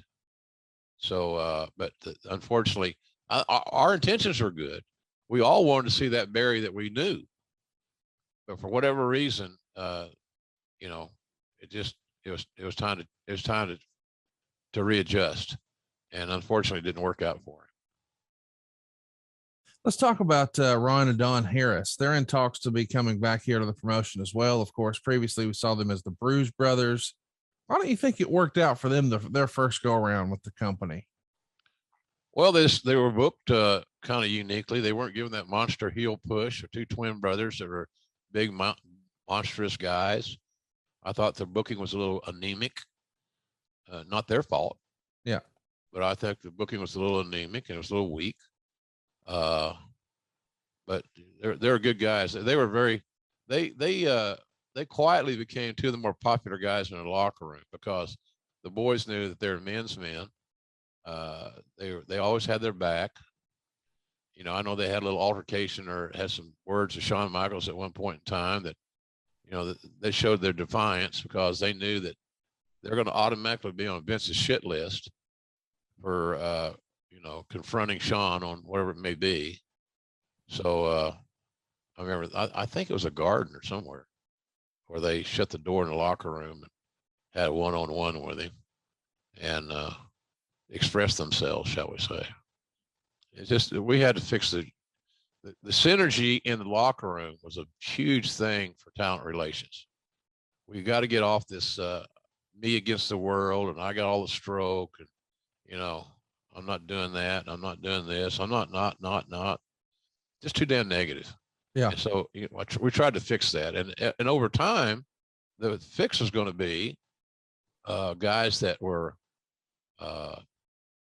had a different attitude. They were hungry and were willing to go the extra mile to ensure their success. We talked about Austin earlier. He never missed an opportunity that he didn't embrace.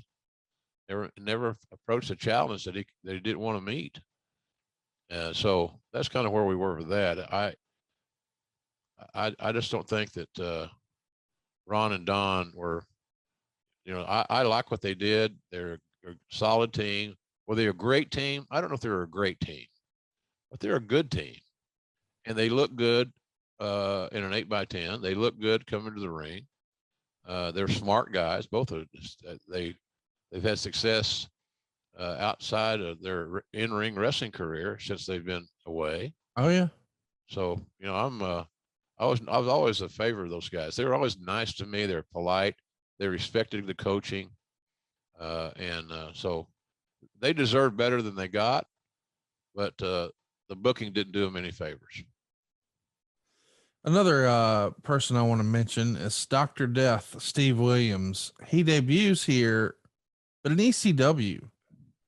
Would you have been involved in that at all? Getting him on the phone with your old pal Paul Heyman? No, I wasn't. You know, Paul knew Doc he didn't know him as well as I did, because I was around when he got signed by the Cowboy between his junior and senior year at Oklahoma University. So he was on the football team, had already been to 3 bowl games. He's already a 3-time All-American wrestler when Cowboy signed him, which I always found to be kind of interesting. I think that's kind of where Vince's pulling the curtain back thing really helped, because as a amateur athlete, getting paid was sketchy until you pull that little onion back. It's okay. This is showbiz. He's a performer. This is not a sport. So he's not being paid for and he's not doing what he does on a collegiate mat. Whole different presentation. So Paul was aware of Doc, and Paul and my friendship, you know, was shared with Doc. Doc knew Paul well. So I didn't have anything to do with it, but it was a good move for Doc to get some American bookings, because he was kind of one-dimensional in a sense that he was only doing, his big money was being earned in Japan. And I know, like a lot of guys, they love Japan because the pay's good, sure, and all that stuff. But still, they all wish they had an American base to some degree. See your kids more, see your wife more, or your baby's mama, wife, whatever the case may be. But that was a good move for Doc, I think, to go there, because Paul was a good mentor. You know, Paul did well with Austin, because all he basically did was kind of what Tony Khan's doing now, Conrad. He let the talents create their own persona. Yep. And how important is that? We've seen that in AEW, where our success has been the fact that a lot of our guys have a hand in their own creative. And once you do that, you're really invested in your angle or your persona or the match or whatever it may be. So it's a smart thing. So I thought Doc going to ECW was not a bad thing, because I knew that Paul could help Doc with his verbal skills, which are always his weakness. Let's talk about what's next. Here we are. The SummerSlam card is together, and it's time for the free-for-all. And Steve Austin is fresh off of becoming king of the ring and coining that famous phrase, Austin 316. And on the pre-show, they do a rather interesting little skit here. Let's just jump to it, I guess, and we'll come back to some other news and notes leading into the show. But the creative is Yoko's going to go to set up the big bonsai drop, and he's going to, with his extra weight, because he's heavier than ever at this moment, pull the top turnbuckle off. So instead of just using it to pull himself up and bounce up and down comes the bonsai drop. The turnbuckle gives way, the rope breaks, he falls backwards. Austin gets him with the, I think you call it, let's sneak one. So he gets the quick pin. A steel one. There you go. But the concept is, Yokozuna is heavier than ever. And I know that that's been something you guys have discussed a lot when you were trying to get him to go to the Mayo Clinic and Duke and all these other examples where you guys were trying whatever you could to help this fella get the weight under control. What do you remember about the creative here? And ultimately one of the biggest stars in the business is going to wind up being on the pre-show. Well, it's ironic how that worked out. Obviously, I can't tell you I was wild about it.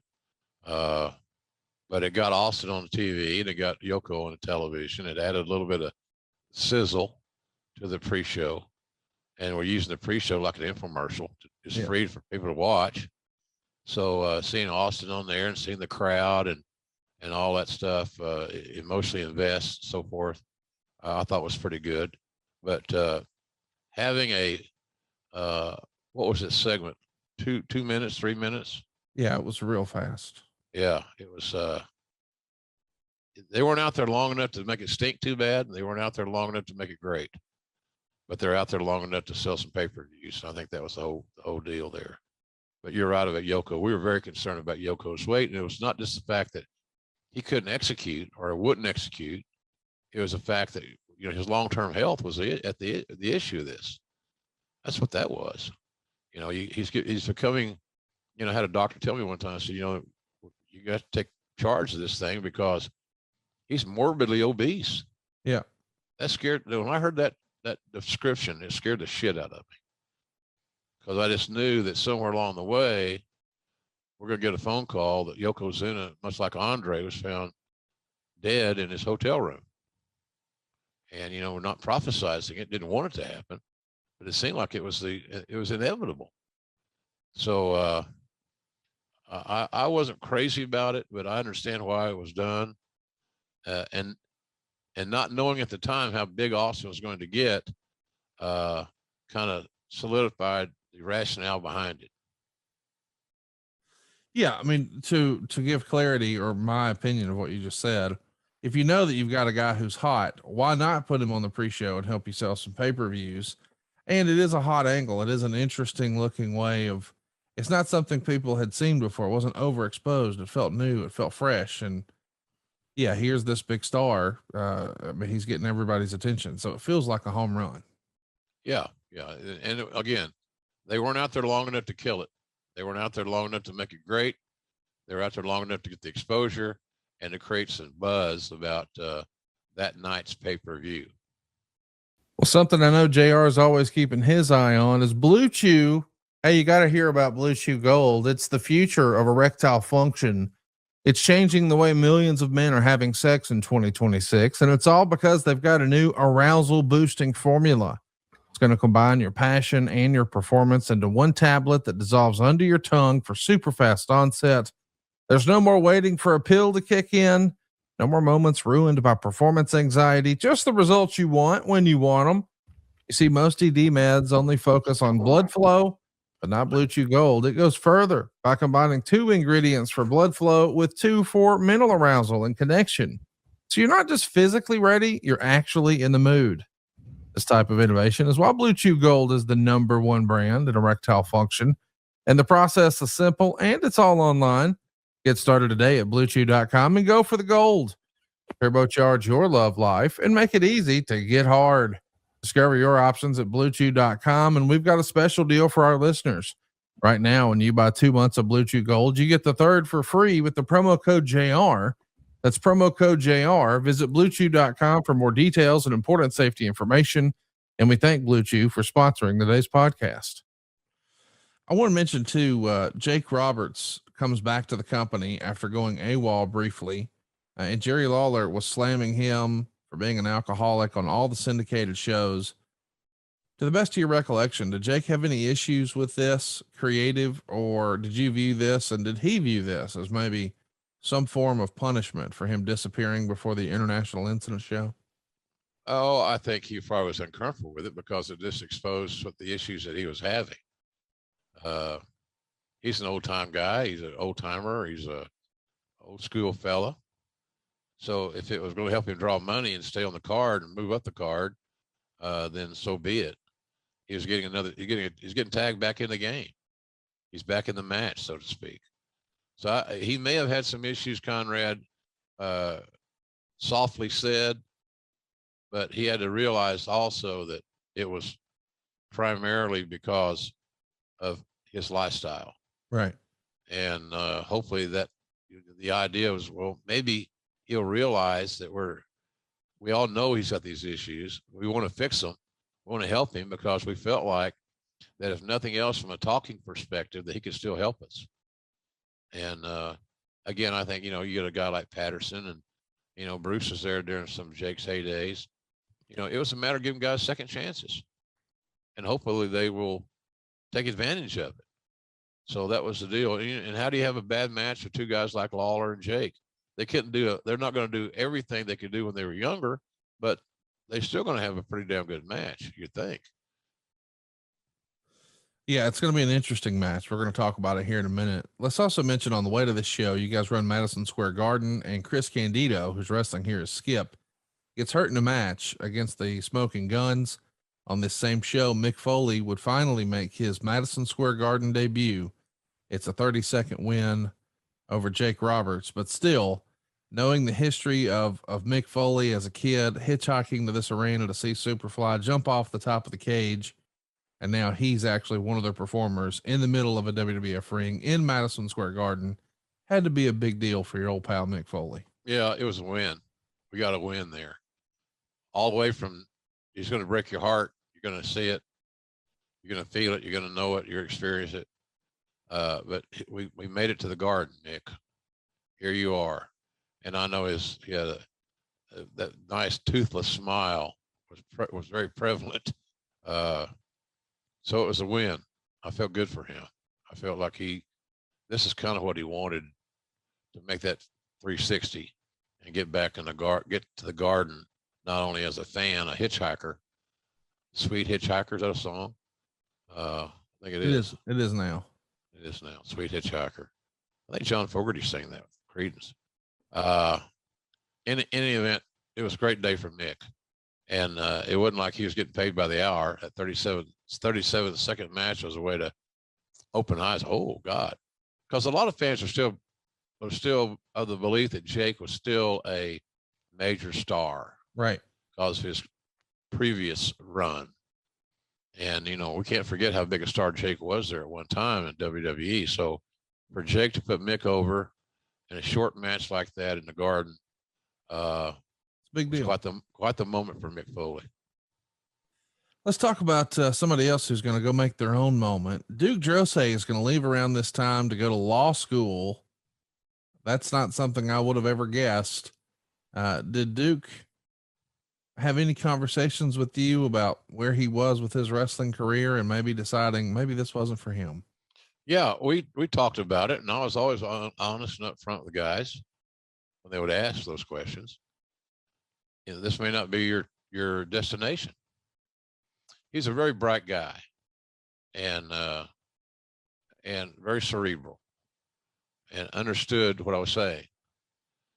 That, as dedicated and as hardworking as he was, sometimes talents just don't have that innate ability to connect with their audience. It's the it factor. If you have it, you're gold. If you don't have it, you're going to be something else. So anyway, Duke was a good guy. Mike was his name. I liked him, but he's here's another thing. He gets a gimmick where he's a trash man. Yeah. And I don't know, just some gimmicks that those guys were given just to me were born to fail. Yeah. And I can't see, you know, the old cliche is, could you see this guy on a WrestleMania poster in the main event? I don't know that America wanted the lovable garbage man in the world title picture. I'm with you. He was a good 7 or 8 hole hitter. Yeah. You know, in your baseball lineup, so to speak. So, how do you navigate out of that situation though, Jim? Let's say you're a young guy and you finally got the attention of the boss and you get an opportunity to finally join the big leagues, quote unquote, the World Wrestling Federation.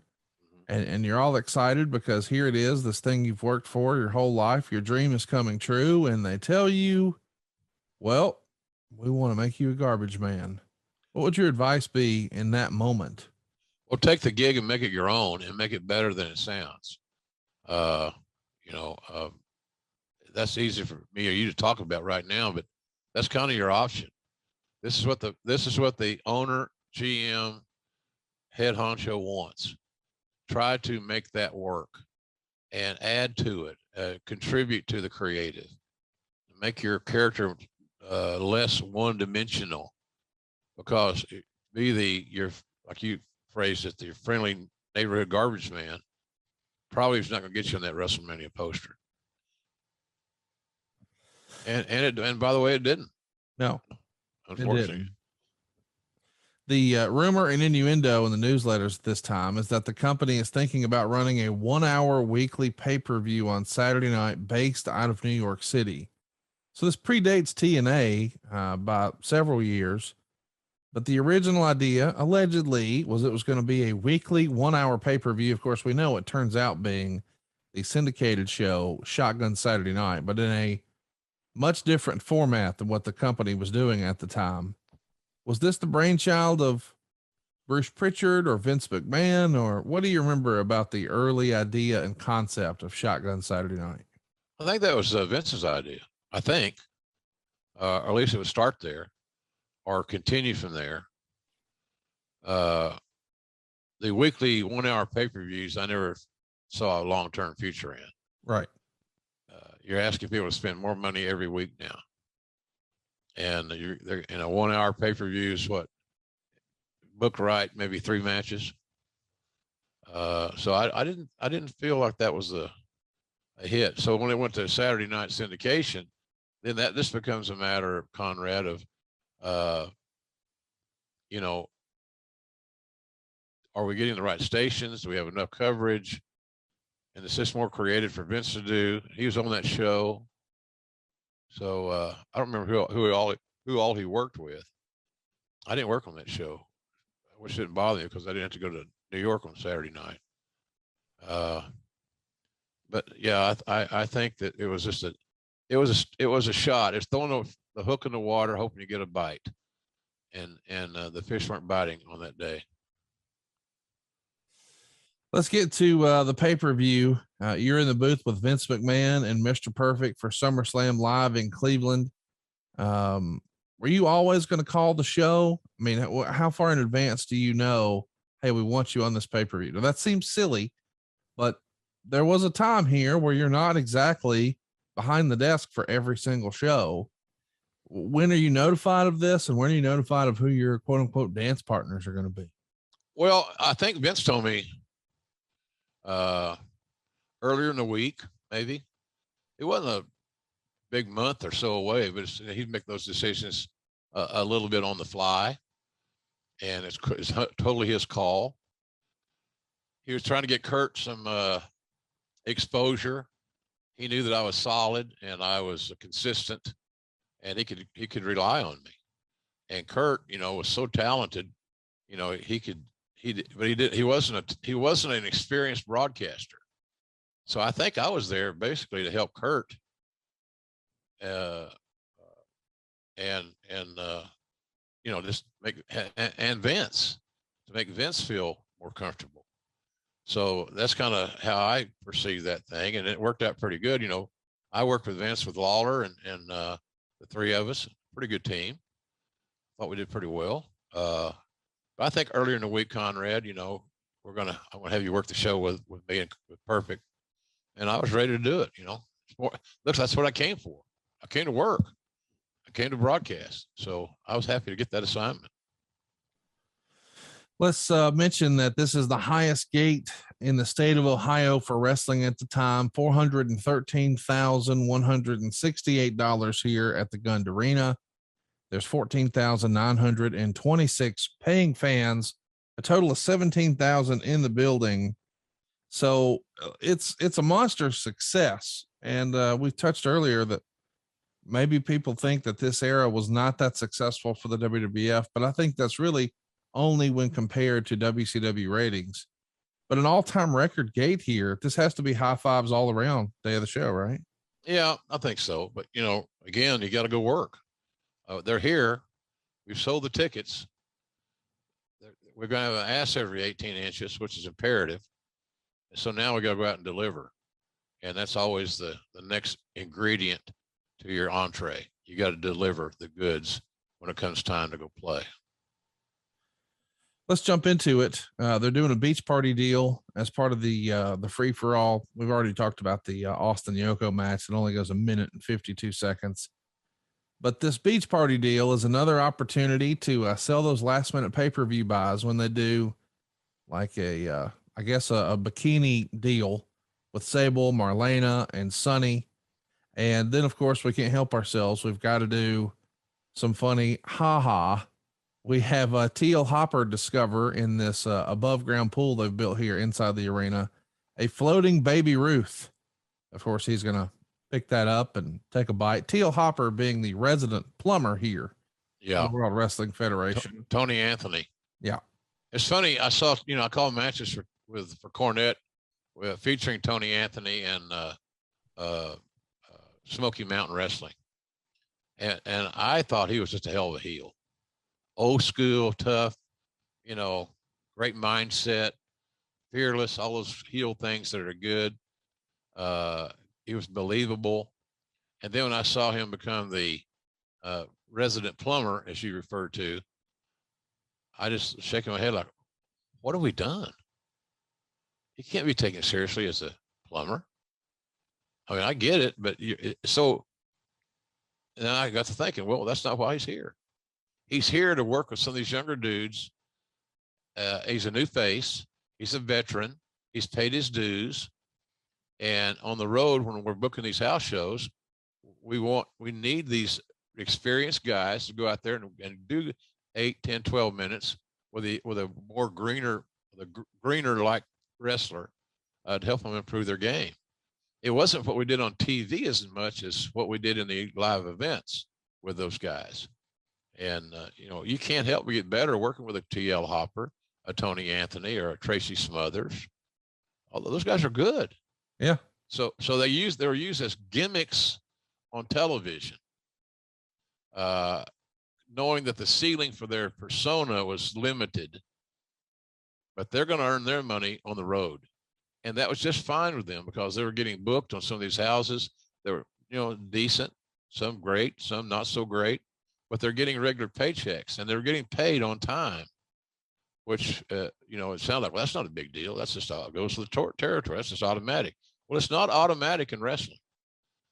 We've all heard these horror stories of guys having to wait on a payday, or you go to work an indie show and you can't find the guy for your money at the end of the night, blah, blah, blah. And so these guys had none of those issues. They're on television, which they loved. They got to maximize their minutes if they cared to invest such. So I was always amazed at, I always thought that we could probably gotten more out of these cats, the Hoppers, the Tracy Smith, Freddie Joe Floyd, all these guys. I thought we could always got more out of them, but I also understood and learned the act of everybody's here for a reason. And they have Vince has a specific role in mind for them. And so, and that role is to enhance the younger guys and get an experienced hand in the ring and give those guys, quite frankly, I thought when I go back and think about it again, it was a pretty damn good deal for those guys. They're getting regular paydays. They're on television. And I would suggest to you, Conrad, that when they left WWE because of their name identity and their presence and all that stuff, that they probably didn't have a hard time getting at least indie bookings, because they were regenerated, so to speak, off our television. So, but I thought that the pool thing was a pretty good idea. When your audience is primarily male, 18 to 49, and you're trotting Sable and Marlena and Sonny out there, golly, I'm watching that. You know, so it just goes along with the territory. So yeah, it was but it was good. I understand it. The candy bar thing was right out of what was it? What was the movie? Bill Murray did Caddyshack? Might have been Caddyshack. Yeah. Where he took a bite of the candy bar. It looked like a turd. So excuse my language, folks. No, turd's fine. We're not censored here. Let's jump into the show. First match is Owen Hart and Savio Vega. They go 13 minutes and 23 seconds. Meltzer gave it 2.5 stars. He says, let's fast forward to the end. With Vega out, the referee stopped the match. After the match, Justin Bradshaw and Zeb came out and called Vega a Puerto Rican dog and said they were going to send him back to the island. Bradshaw would clock Vega in the aisle as he was being helped out of the ring by officials. Not a bad match, but disappointing considering the talent involved and that this was such a major card. So, lot to unpack here. Savio Vega is a guy who helped essentially make Steve Austin here in the World Wrestling Federation. Owen Hart, arguably one of the unsung heroes of the promotion in this era. Yeah. And for whatever reason, even though everybody knows they're phenomenal wrestlers, this one didn't seem to click, according to Meltzer. Would you agree with it? You watched it back for the first time this week in 25 years. I think it was cold. There wasn't a story behind it. Yeah. You have two great talents, and Owen and Savio, two great talents. You'd be honored to have on your roster or on any card that one might book. But it was a cold match. And so I think that was the biggest impact on it. To get 2.5 stars in Meltzer's way of evaluating or ranking, whatever, is probably a compliment to them. But, you know, you can see there too, where we try to get other guys involved. You know, Bradshaw, Dutch Mantel, Zeb came out, did their thing, got a little exposure. So, but I think it was just a cold match, Conrad, and there's just no build up, no hype to it, even though you're featuring two of the best talents that we had. Do you think part of some of the reason maybe this didn't hit is people just didn't buy Savio as a baby face? I always felt like Savio, for whatever reason, was better as a heel here in the WWF. It might be. I think he was better suited to be a heel, so that might have had an element to evaluate, no doubt. So I think I'm with you though. I think Savio was a much better heel than a baby face. He was just so aggressive. And he had all the qualities, and he had new timing, and all that stuff was good. So it might have been the fact that people just weren't comfortable with him as a babyface yet. Let's get to the next match. We've got the Smoking Guns retaining the WWF tag titles in a 4 corners elimination match over the New Rockers, the Godwins, and the Body Donnas. Skip is wearing a neck brace, and they're going to acknowledge his injury from Madison Square Garden. So as a result, the Body Donnas are out first in just 4 minutes when Jannetty would trip Zip and Billy pins him. And the Rockers keep screwing up and hitting the Guns. Hank finally pins Leaf after a slop drop in 7 minutes and 18 seconds. Meltzer would say the match was bad by this time and only got worse with a dead crowd. The finish was Phineas was to use the slop drop on Billy, but the referee is distracted by Sonny and Hillbilly Jim arguing at ringside. And at that point, Bart came off the top rope onto Phineas and put Billy on top for the pin. And after the match, Sonny got on the mic talking about how the Guns were what men are supposed to look like, knocking all the ugly women in the audience. And then a huge poster of Sonny comes down from the ceiling. And of course, you said on commentary that she missed a trip to the woodshed when she was younger. It got a dud rating here. Is that to do with the performers, or man, these 4 tag elimination matches are just too convoluted? Yeah. Too convoluted. The tag titles were not hot. And again, another cold match. There were not weeks of angles being built up between the Rockers, the Godwins, and the Body Donnas as it relates to the Smoking Guns tag team titles. But those tag titles were not a focus. They had not been featured, shall we say. So I think that it had a lot to do with the booking. And this is a case of where, Vince wanted to get work for 4 tag teams. They all earned a payday. And I think that was kind of all that match was designed to be. You hope they go out there and give you some good quality minutes. But again, the audience just didn't care. Right. And when the audience doesn't care, man, it's hard to convince them in that length of time. It's too late to care. You should have made them care going into the match. They're not going to care just watching this match. So I think the tag titles were cold and the match felt very convoluted to me. Once upon a time, people wondered who would be the breakout star of the Rockers tag team. Would it be Shawn Michaels or would it be Marty Jannetty?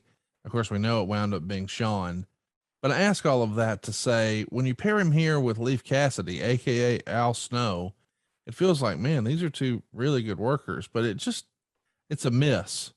Is that to do with just the environment of the company at the time, or is it my theory that when you put the word new in front of anything, it just doesn't work?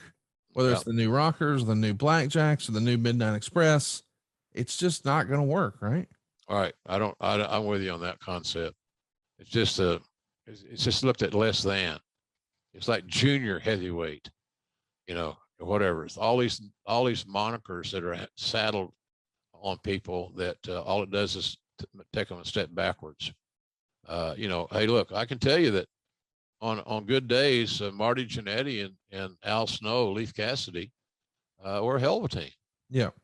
Don't leave out Al Snow as far as being a very capable hand, no doubt. But again, the focal point was not tag team wrestling for us at that point in time, at least in the tag team division. We'd have those off, matches where you'd have a tag match with 2 stars against 2 other big stars. But, heck, Fire Conrad, it just, again, that wasn't the focus. People knew it was filler, and they reacted as such. Let's talk about Sunny for a minute. Why do you think Sunny is constantly paired with heel tag teams here? I mean, I know she's a great heel promo, but man, it feels like she's so over with the crowd. And I know it's because she's just attractive and guys are just cheering her because she's good looking. I get that. But wouldn't it have been easier just to make her a baby face, or was she such a good interview or promo that you felt like you just had to put her with a heel? I think that latter is what I would suggest.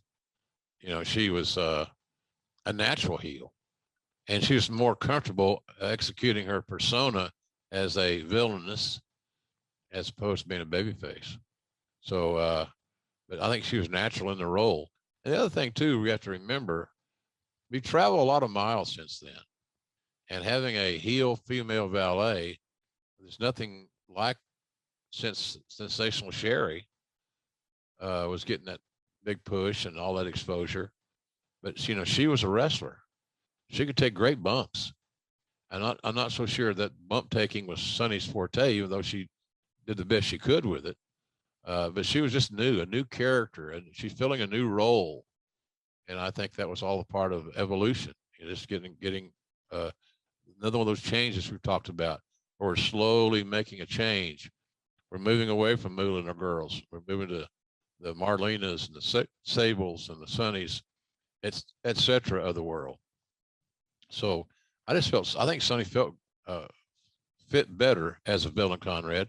And that's not to say that she couldn't be a baby face, but to be a baby face like a Trish Stratus or somebody, she's going to have to get in the ring and work out and spend a lot of hours training. And I see. And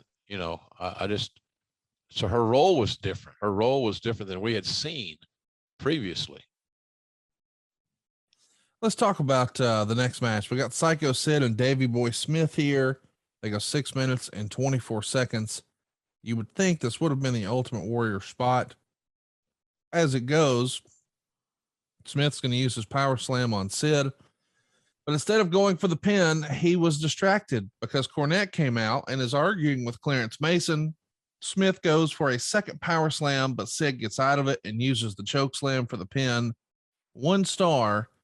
Meltzer said it wasn't a good match, but better than he would think when he saw it on paper. I think Sid is probably one of my guilty pleasures as a wrestling fan.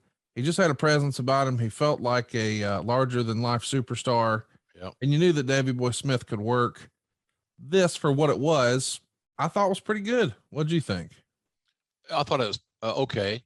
Yeah. I thought it was okay. Pretty good. Might be a kind way of putting it. I wouldn't disagree with you on it. But yeah, the match on paper was a whole lot better than the actual match itself.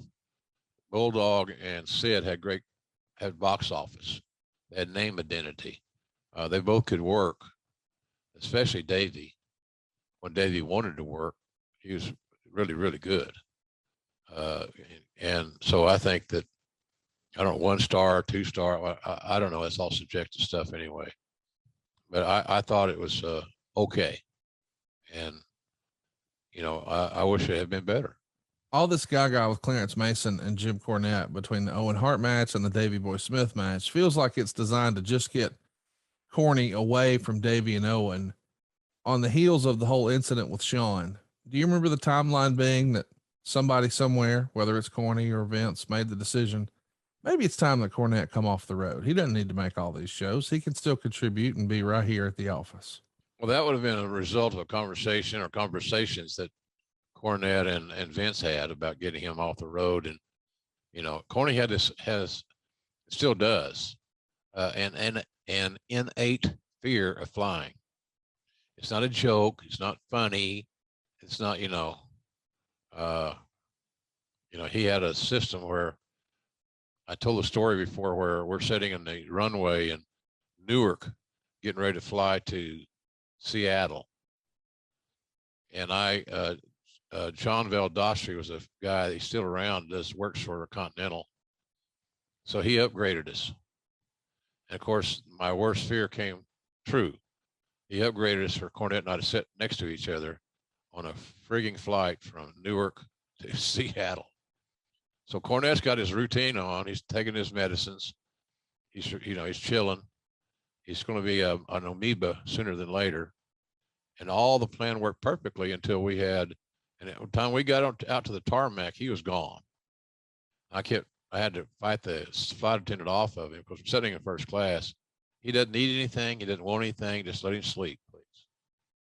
And so we'll go out on the tarmac, wait our turn to take off. And I never forget this. The pilot being kind of a pissed off guy on how the things worked out. We were 17th in line for takeoff. 17th. I have no idea how long we sat there. It was a lot. I think I fell asleep too. Nonetheless, we finally take off. I think we're on the ground about an hour, maybe more, hour and a half. So somewhere over the Midwest, Corny medicine started wearing off. He's coming out of his coma. Oh. And it's so funny. And I use this in some of our stage shows. I was told this story about, he asked me to sing to him. And I'm thinking, sing? I'm not a singer. I don't even know any of the lyrics. I know about 3 lyrics of this song and 2 or 3 lyrics of that song. So I started singing because I'd been listening to it on my iPod, a Neil Young song. And the flight attendant walking by heard me say, I heard you knocking at my cellar door. Go on, baby, can I have some more? So that's Neil Young. It's not really just me. So consequently, I think they thought we were gay lovers or some shit. Nothing wrong with that. That's not us. So that was the whole thing. I had to keep him occupied, and singing to Cornette. It's been a great sitcom. Good episode, right? But anyway, Corny had this innate fear of flying. So we're trying to help him out a little bit and to get him off the road. So it was just a tough time for him. And I think people they looked at his issues about fear of flying, Conrad, as a tongue-in-cheek thing. It's a gimmick. We can make fun of him. We can, and with Patterson around, that was always prevalent. I think that's where Bruce learned a lot of his antics. It's from Patterson and how Patterson would find things to make fun of and to have a laugh on and tell jokes about or whatever. That was just Patterson's personality. So it was a unique thing, to say the least. So I'm glad Cornette got off the road, but he helped the WWE a lot. Cornette did while he was there. He really did a good job. Match number 4 on the show. We've got Goldust pinning Mark Mero in 11 minutes and 1 second. The match got 2 3/4 stars. Mero's going to debut his new finisher, which is a shooting star press here. They're going to call it the Wild Thing. Meltzer would say, however, Goldust still won the match with the curtain call. After the match, Goldust acted as if he was going to sexually molest Sable and was scaring her to death when Mero finally got up and made the comeback and basically beat Goldust to the back. For some reason, these two didn't work as well as you'd think. Goldust's knee may have been bothering him as he didn't do all that much. I like the whole concept of Mankind coming out here in the middle of the match and chasing Sable around and calling her mommy and her freaking out. That's sort of fun for what it is. Mommy. It's tremendous. Mommy. It was sick when it was, Conrad. It Mark, might have been fun for some. It was sick. I'm telling you.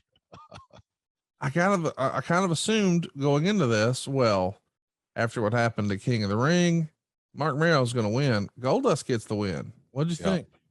Well, we had higher hopes for Goldust than we did Mero, and Goldust took ownership of his that crazy persona that he was given. And always say this about Dustin: he made the best out of what he was given to work with, because there was until Gorgeous George, there was no character that created a homophobic reaction. Maybe Adrian Street in the territories, but Dustin took a character that had been really wasn't a molded character, wasn't established. Somebody had already done it, and they had done it. Like I said, Gorgeous George was the first, and it's funny how you look at today's PC world we live in. That Goldust character, not unlike Gorgeous George, was built around homophobia. Not real good, but at that time it wasn't politically incorrect because it was looked at as comedy, or whatever you want to say. But Goldust was breaking through and could take bumps. He could feed a comeback. He had a unique character. The team of he and his wife at the time, Marlena, was excellent. They looked good on television. They had a great presentation. So it was all good stuff. So I think Goldust had kind of stepped ahead of the line, is how I look at it.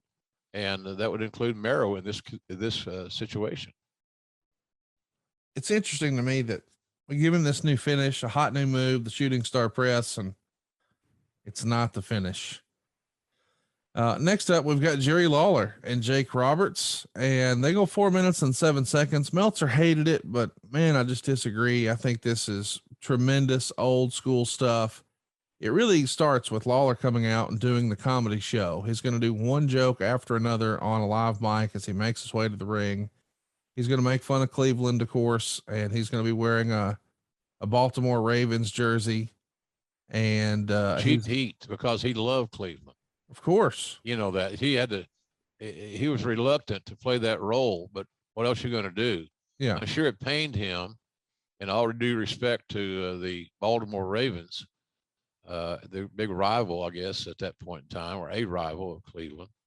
But Lawler, I think, had some hesitation just internally that he's got to go out there in front of his people that he loves and embraces every chance he gets to talk about them. He loved the Indians. So, he was a Cleveland guy. So he had to kind of stretch it a little bit to turn the audience against him, because they all knew that Jerry Lawler was a huge Cleveland loyalist and had been his entire life. So it wasn't a new development. But I think they did about what they could have done. I think you're right about that, Conrad. It was booked for comedy, and that's kind of what you got. You got 4 minutes and 7 seconds of a comedy presentation by and large, and then using the Jake's alleged drinking issues as a part of the storyline. I love the whole setup here. You know, I see why people might be offended, but you know, it is what it is. They're making quote unquote wino jokes at Jake Roberts. Of course, Jake pulls the snake out. He's going to chase Lawler with it. Eventually they start the match. Roberts is going to tease the DDT a few times, but it ends with Lawler hitting Roberts in the chest with the big bottle of Jack Daniels and getting the pin. And then after the match, he pours what is supposedly a bottle of whiskey down Robert's throats and all over his face. And when he tries to do it a second time, Mark Henry, who had been on commentary, stops him from doing so. And that, of course, sets up Mark Henry and Jerry Lawler. So a nice way to introduce Mark Henry into the fold, make him a baby face, tell a story. And listen, I know that, you know, maybe they're not out here doing Hurricane Ranas and Tope Suicidas, but they told a story and the fans were entertained. It's old school, but I dug it. Yeah, I didn't, you know, I'm a Lawler fan, big time. And that's why he wasn't on commentary. Yeah. He was wrestling, which he'd rather do anyway. He'd rather have a comedy match with Jake Roberts in 4 minutes and 7 seconds than do the commentary for the whole show. Of course. Still that way. He still loves to wrestle. It's amazing to me. I followed Cherry on Facebook and on Twitter, for example, and he's always got a booking. I asked him famously, when are you going to stop this shit? You're 70 something. When are you going to quit? And he said to me, with not an extra thought, when they stop booking me, I'll stop going. So that's his philosophy. And if it's making him happy and he can still out there and execute the few things that he does, the comebacks, the selling, the pulling the strap down, throwing his right hands, nobody in the business throws a better punch than Jerry Lawler. You can look back at some of those old clips on social media. You know, he's pretty amazing. And he got a lot of that from Jackie Fargo, who was noted a brawler and had a great punch and so forth. So I'm with you, Conrad. I didn't think that was I did not think it was a dud. Yeah. But if you're just looking for pure wrestling and wrestling 101, it may have left some lacking. But not me. I'm with you, Conrad, on this one. I was kind of entertained by it. Yeah, I think it's just, you know, we're both big fans of Lawler, so we're probably biased, but I dug it. The only thing that is a little, probably wish they had that back, is when Lawler's making all these jokes that are not exactly nice. The babyface Mark Henry can't help but laugh on commentary. So, but hey, it's his first outing. He's having a good time. He's probably nervous too. Next up though, two guys who should be nervous. It's the Boiler Room match. We've talked about this a lot. But Mankind's going to beat the Undertaker in 26 minutes and 20 seconds. You know, this was filmed ahead of time, and then they're going to play it on a screen on a series of televisions that they push out at ringside, and I'm sure on the big screen itself. But then they bring the action back into the arena, right? Much like they did for WrestleMania 12 with Piper and Goldust. And that's where we see the big moment, the big turn, the thing that people thought would never happen, where Paul Bearer would turn his back on the Undertaker and smash him with the urn. It's an interesting concept of a match, and still to this day, one of the more memorable matches in wrestling history. Maybe not just because of the violence that happened backstage, but specifically the Paul Bearer turn. This is gotta be something that makes you grin ear to ear, knowing that you're the guy who pushed for Foley.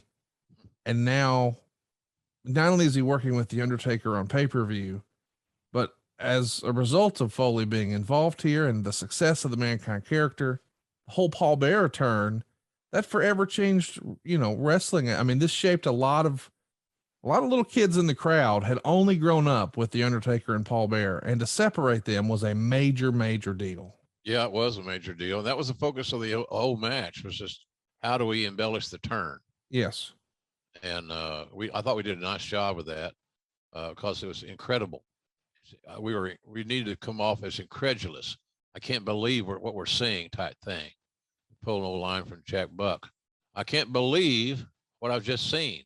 And that was kind of the feeling you wanted to generate in your own verbal way. So I thought that was I don't know what ratings that Meltzer gave it.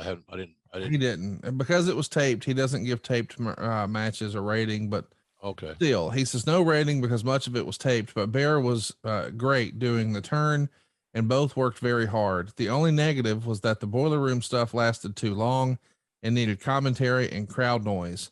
The announcers did a great job with the turn. So, do you remember in hindsight who made the call for there not to be commentary on the backstage? Vince, yeah, Vince. Okay. Let it ambient, let it grow, let it be natural. I thought that was a mistake. Yeah. If nothing else, we could have just added a little narrative here, there, and yon, some reacts. Yeah. So that was just me. It's not trying to get more airtime. I get paid by the word. And nobody did out there. But that's what Vince wanted. He thought it would be a different touch because it's such a unique environment. The match was so unique. As I said, wrestlers are not taught to learn how to simulate a match when you're taking bumps on the concrete floor, or you're in that boiler room like environment, what you perceive a boiler room to look like.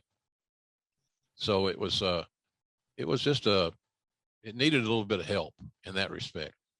But I will agree with this with Meltzer, that I thought it might have been a little too long. Yeah. Just a little too long. And maybe adding the three voices of Hennig and McMahon and myself might have helped that a little bit as far as the TV presentation was concerned. But that's not what the boss wanted. So we gave them exactly what he booked. The main event is why we're here. Shawn Michaels is going to pin Vader to retain the WWF title. Meltzer would say Vader has noticeably dropped weight. And Cornette does a pre-match interview. It's an excellent match. But this is one of those matches where we get lots of stops and starts. Vader presses Michaels and drops his throat over the guardrail, and the bell rings, signaling a count-out win at 13:53. Of course, Cornette's ranting and raving. He doesn't want a count-out win. He challenges Shawn to restart the match. And while it doesn't appear that Shawn ever accepted, the match was officially restarted. And at this point, Vader goes after Jose Lothario, which gives Cornette a chance to use the racket on Vader. Vader gets a near fall with a belly to belly. Eventually, after 2 minutes and 10 seconds, we get the DQ. And of course, it's because the racket was involved. But once again, Cornette's going to ask for the match to be restarted as they're doing this pull apart brawl. Gorilla Monsoon, who's the commissioner here, okays it. And finally, Shawn hits the super kick, but Vader kicks out. Then there's a ref bump. Vader hits the power bomb. And now there's no referee to count the fall. A second ref counts the fall, but of course, Shawn kicks out. Vader's climbing up for the Vader bomb, but Cornette tells him to go to the top for the moonsault. Of course, Vader misses that. Shawn climbs to the top for the moonsault body block and gets the pin at the third restart. Meltzer loved the match, gave it 4 stars. And that's not even the best part of the match or the part that people talk about. There's a spot in the match where Shawn goes up top for what most would assume would be an elbow drop, but there was some type of miscommunication. Shawn lands on his feet, kicks Vader directly in the head, and yells at him right there in the ring, "Move!" And famously, this is where Shawn got frustrated and blew his stack at Vader because the match wasn't going as planned.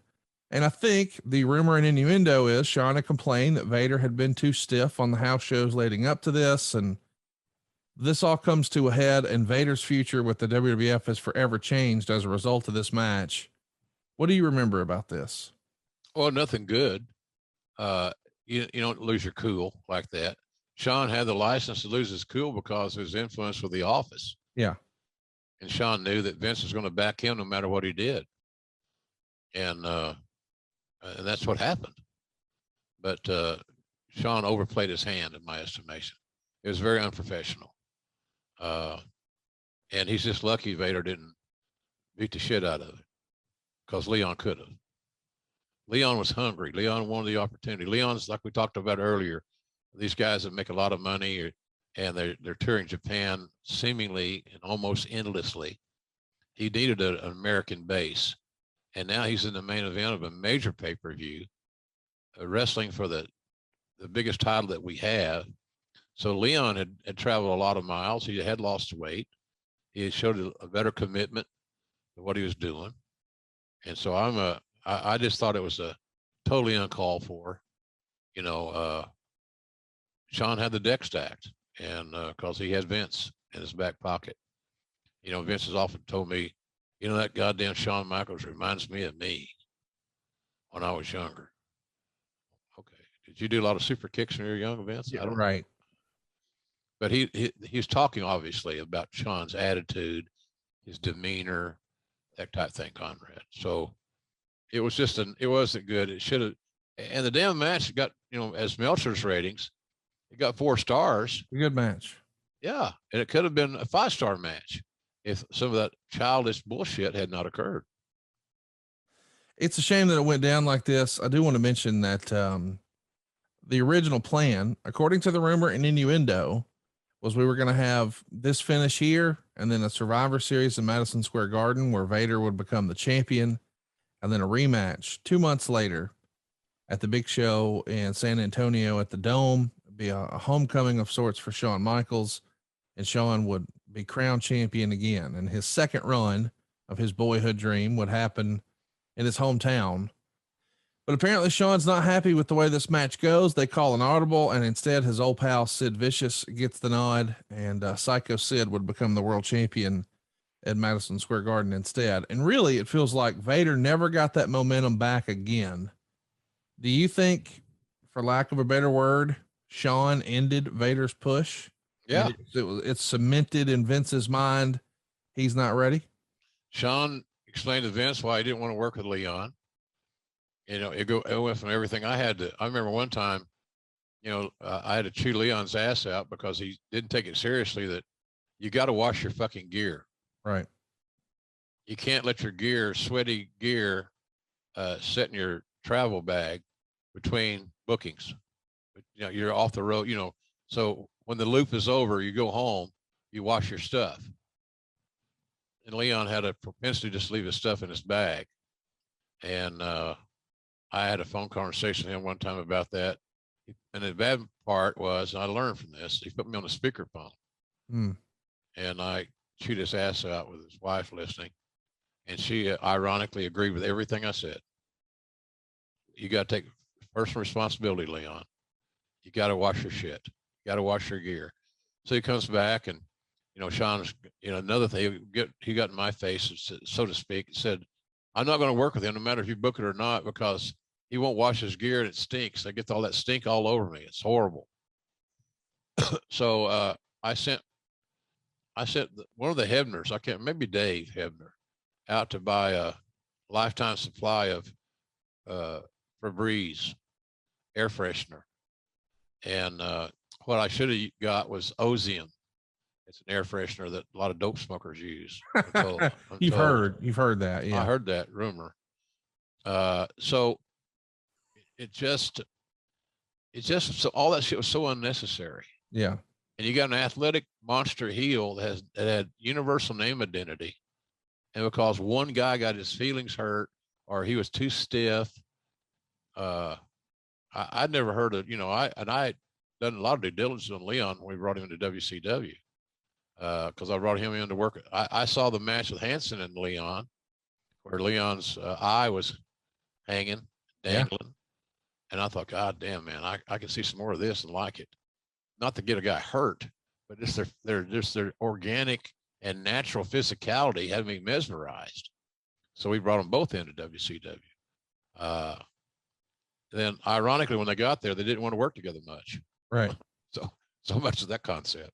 But I thought Leon was a fine and a good signing for us. Had he slowed down a little bit? Yeah, he slowed down a little bit, but he had lost some weight and he was trying to get in decent shape.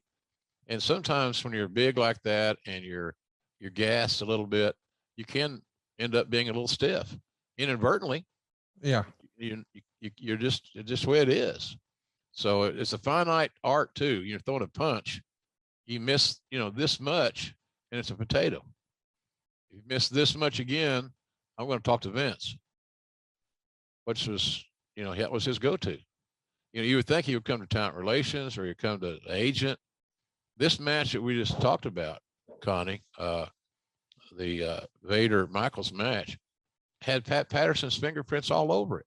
Yeah. As you read it, I could say that's Pat's idea. Yeah. And one of the reasons Meltzer liked it, because Meltzer enjoyed Patterson's booking by and large, because he'd grown up watching Patterson book his own angles in San Francisco. That was one of his go-tos. Roy Shire's wrestling, and Pat Patterson as one of the stars. And anybody that studies the business knows that Patterson had a whole lot to say about his own booking. He helped, and he was good at it. So Roy Shire got a bonus there. He got a guy that was emotionally involved in his own program, come up with new ideas for his scenarios, and it worked out real well. So it was just so unfortunate. It's just childish, unprofessional, and should never have happened. And I'm only glad that over the course of time, Shawn has changed, and he's not that, at least my knowledge, he's not that overbearing guy that was always seemingly at the center of controversy. And I'm glad that he's changed for the better, quite frankly. And of course, being drug and alcohol free doesn't hurt things. So now you're clear headed again. You're not in a cloud around you like you would have otherwise. So, but it was just bad. Leon missed out on the title at that point in time. Sid was seen, seemingly for Shawn anyway, a less of a evil, less, and the Shawn beating a man the size of Sid would be the equivalent of him beating a guy the size of Vader. Yeah. It's a smaller baby face overcoming, except this time he overcame in a stadium in his hometown. So quite frankly, that made sense, that scenario. But you could have put Vader in that spot and continue to build your story as easily as not. It just didn't work out that way, and it was unfortunate. Maybe it's unfair to ask, but how much of the heat on Vader? Let me try to rephrase it. We just said that Shawn Michaels had a big blow up with Jim Cornette. Do you think that played into any of Shawn not wanting to work with Vader? I know you mentioned, well, he didn't like his gear and he thought he could be stiff, but also too, I'm sure Shawn thought, and I fucking hate his manager. We just had this big blow up. I just want to be done with this. If I work with Sid, I don't have to worry about smelly gear or getting stiffed, and I don't ever have to work with Jim Cornette again. It probably had a factor. I don't know how big a factor, but I'm sure it had, Corny was closely associated at that point in time with Big Van Vader. Yeah. Leon White. So I'm sure there was some baggage that traveled along on that journey that Shawn was going to play upon. And of course, going to Vince, having one conversation with Vince regarding his issues, Shawn's issues, was all it took. And Shawn may have had the idea to put Sid in that spot. It's not a bad idea. You can't poke holes in Sid getting that booking. Sid, like you said earlier, looked great as a champion. He looked great in the ring. He had great presence. But the way it came about was totally unprofessional and unnecessary, quite frankly.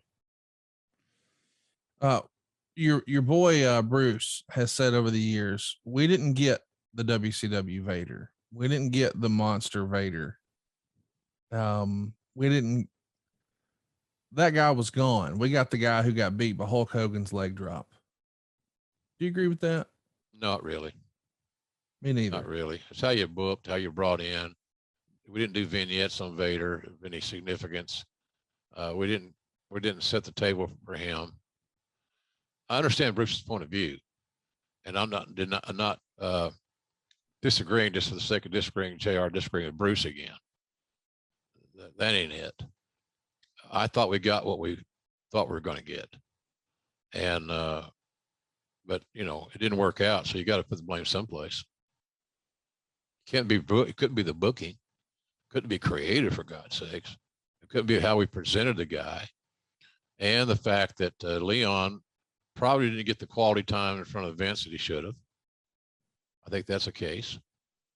So Leon didn't have a big fan club there, and I never did understand why.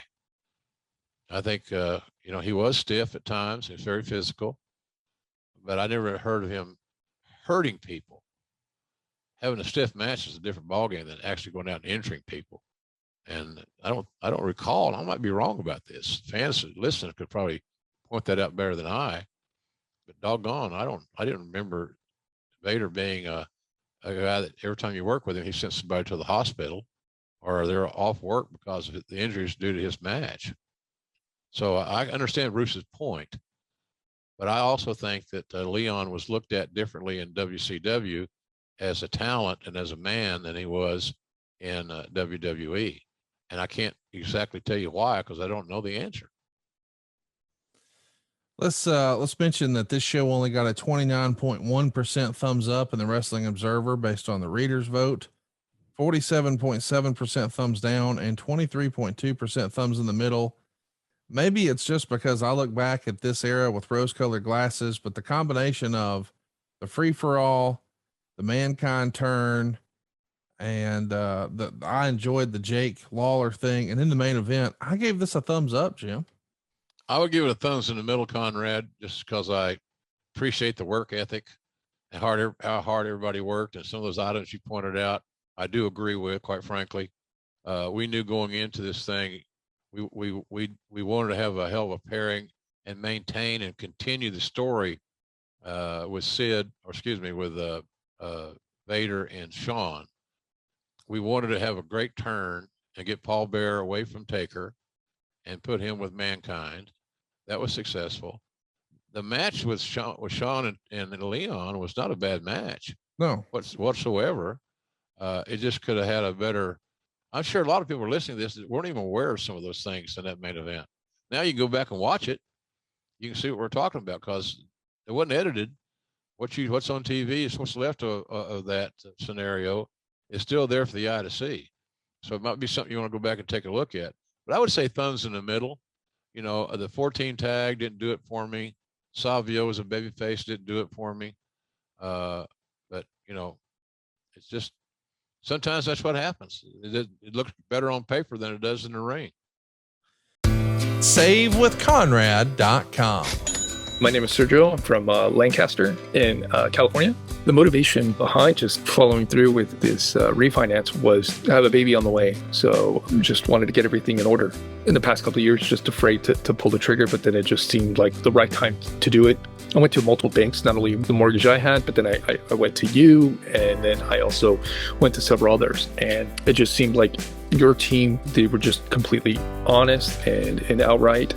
Also, all the information was just laid out for me right there and then, answering all my questions in a timely, efficient manner. Diane was just so helpful and above and beyond accessible with both texting and emails and just any information that they needed. She would explain to me what exactly they wanted me to send, and then if there were any issues, she was able to just resolve them pretty quickly versus other companies that sometimes it would take a couple of days to get some information. We were looking to pay down some debt, also looking into making some improvements to the home, also build up our backyard, do everything, especially for our daughter coming. By doing this cash out, it's a good amount that we're saving, between $1,000 and $1,500 a month, I would say. It helped out tremendously as well.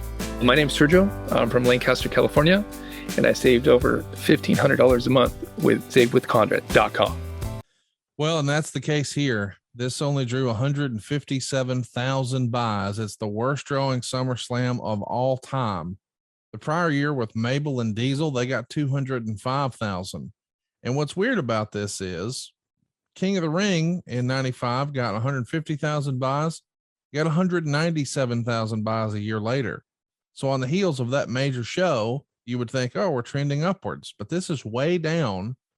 And even when you fast forward to Survivor Series 95 got 128,000 buys, 199,000 buys here for Survivor Series in 96. So for whatever reason, this didn't draw. And I'm sure a lot of people who were making a case that maybe Vader didn't belong in this spot, they hang their hat on that. Yeah, they do. They got to make it. Everybody wants to go away from the real reasons. And I think that's the case here. Does Vader have some ownership in this matters? Absolutely. Of course. But so does Shawn. I don't know that Shawn was the most desirable babyface. Shawn Michaels is an incredible heel, absolutely incredible. But everybody's got to take some ownership. Everybody wants to jump on the bandwagon when something's great. Oh, we did this, we did that. Bottom line, it's a team effort. And I understand Bruce's point of view. I don't agree with it totally, but I can see his point of view, quite frankly. I understand what he's getting at. Let's do a question here, and then let's wrap up this SummerSlam 1996 episode. We're going to preview what's coming next week, and we got some other stuff. Hang tight. But Brian wants to know, Jim, was there a gimmick that Al Snow would say no to? I never heard it. Al's an old school guy, man. Yeah. Al was getting booked, Conrad. Sure. He was getting booked, and he's getting paid fairly, and he's getting paid regularly. And Al, like a lot of guys, he's like Lawler in the sense that Al had rather wrestle than any other job within the wrestling business. So I don't know. He didn't turn nothing down but the covers, as my granny would say. We're not turning anything down either over at jrsbbq.com. Business is good. The all-purpose seasoning is back in stock. It's flying off the shelves, and it's in 2 sizes. That's jrsbbq.com. We've got a jumbo size episode next week coming up too, Jim. We've got the SmackDown series debut. Of course, I guess this is technically the 2nd episode, but this is really going to be the beginning of the end for Vince Russo in the WWF. And of course, it's all based around The Rock. It seems like it's to showcase him in late 99. So that's what we'll be doing next week. But in between now and then, Jim, I'm going to be firing up the grill about every day. Over the weekend, I smoked some ribs. I cooked a steak, and I had a tuna steak, and your seasoning came in handy every single time. I picked it up at jrsbbq.com, and you can too, right, Jim? Yeah, absolutely. I got a text from Stephen Link, who runs the website, operations guy. I think that in the short time we've had the seasoning back in stock, we sold something like 500 bottles. It's incredible. Yeah. People really like it there. And I love to get the feedback on Twitter or Facebook, wherever it may be, on how they use it. Like we've said this before, my lovely little granddaughter, she uses it on popcorn. But I use it on a lot of things. It's just wonderful. I mean, anything I put on my stovetop, if I want to cook potatoes or other vegetables, when I go back to Oklahoma and I get where I can do my grilling, it's on everything. It's nothing that doesn't work well with and enhance that flavor. And that's hard to say. That's a big statement. It covers a lot of ground. So it's doing well, and business has been good. People are realizing, Conrad, that getting outside and grilling is healthier. It's kind of a family gathering, or you're gathering with your buddies. I know you have a lot of your buddies that come over when you cook out, a lot of your carnivore, husky friends. But it's wonderful. One of the things I enjoy doing when I am in Oklahoma and I'm out on that outdoor kitchen is being able to hang with my buddies and watch. I got a 55-inch TV out there. So I'm out there watching football. Can't hide money. And so, but my buddies love it. I got, nice furniture out there, and I got a Coke machine that keeps all my beers and my Cokes or my soft drinks cold. It's just it's fun to be around your buddies in that environment, because guys like to shoot the shit. Yep. Smoke a cigar, whatever it may be, and enjoy each other's company. And then eat. Brothers got to eat, Conrad. Brothers got to eat. So I'm enjoying it. So right now business is good, and I'm really pleased when I see people saying, I ordered my products from you on Monday and they arrived on Thursday. Hard to beat. Yeah, it is. And so and if we do drop the ball, we're very willing to pick the ball back up and restart the game and make sure everything's cool. So everything's good. jrsbbq.com. It don't cost nothing to look, and we got some great packages. I still sign Under the Black Hat and Slobberknocker books, personalize those there. So makes a great gift. So I think we're geared up. It's well stocked to go into the holiday season where we're not going to have any issues whatsoever. We're excited to be here with you every single week. And we're excited to mention that we'll be back next week, covering the debut of SmackDown as a series. By the way, if you'd like to get these shows early and ad free, feel free to join us over at adfreeshows.com. JR is doing bonus content every single month. And so is everyone else that we broadcast with, from Arn Anderson to Tony Schiavone to Kurt Angle and everybody in between, with tons of other great stuff that you can't see anywhere else, like X-Ray with Dr. Tom Pritchard. We're going to break down an old classic wrestling match and explain why the performers are doing what they're doing. You've also got our great Conversations with Conrad series. You'll hear from Jim Hurd for the first time in forever. And unfortunately, we have the final interview with David Crockett and so much more. Jimmy Crockett. Apologies. We did have David Crockett on though recently to watch an old Great American Bash with Tony Schiavone. We're Crockett crazy over at adfreeshows.com. Go check it out. And if you'd like to advertise on this show, check out advertisewithconrad.com. We'll be back next week talking all things SmackDown right here on Grillin' JR with the voice of wrestling, Mr. Jim Ross. Thank you very much, Conrad. Thank you, ladies and gentlemen. And I also appreciate everybody watching or listening to our studio sessions. And it's starting to find its home. And I'm getting a lot more feedback on it than I had when we first started.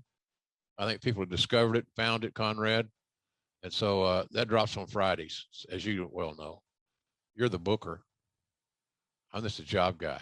Oh, whatever. Listen to you. Check it out. Studio sessions. Here, Jim Ross, old radio interviews from Atlanta in their entirety, only at adfreeshows.com. We'll see you next week right here on Grilling JR. Take care of yourself, everybody. Thanks for joining us. We appreciate your business and support.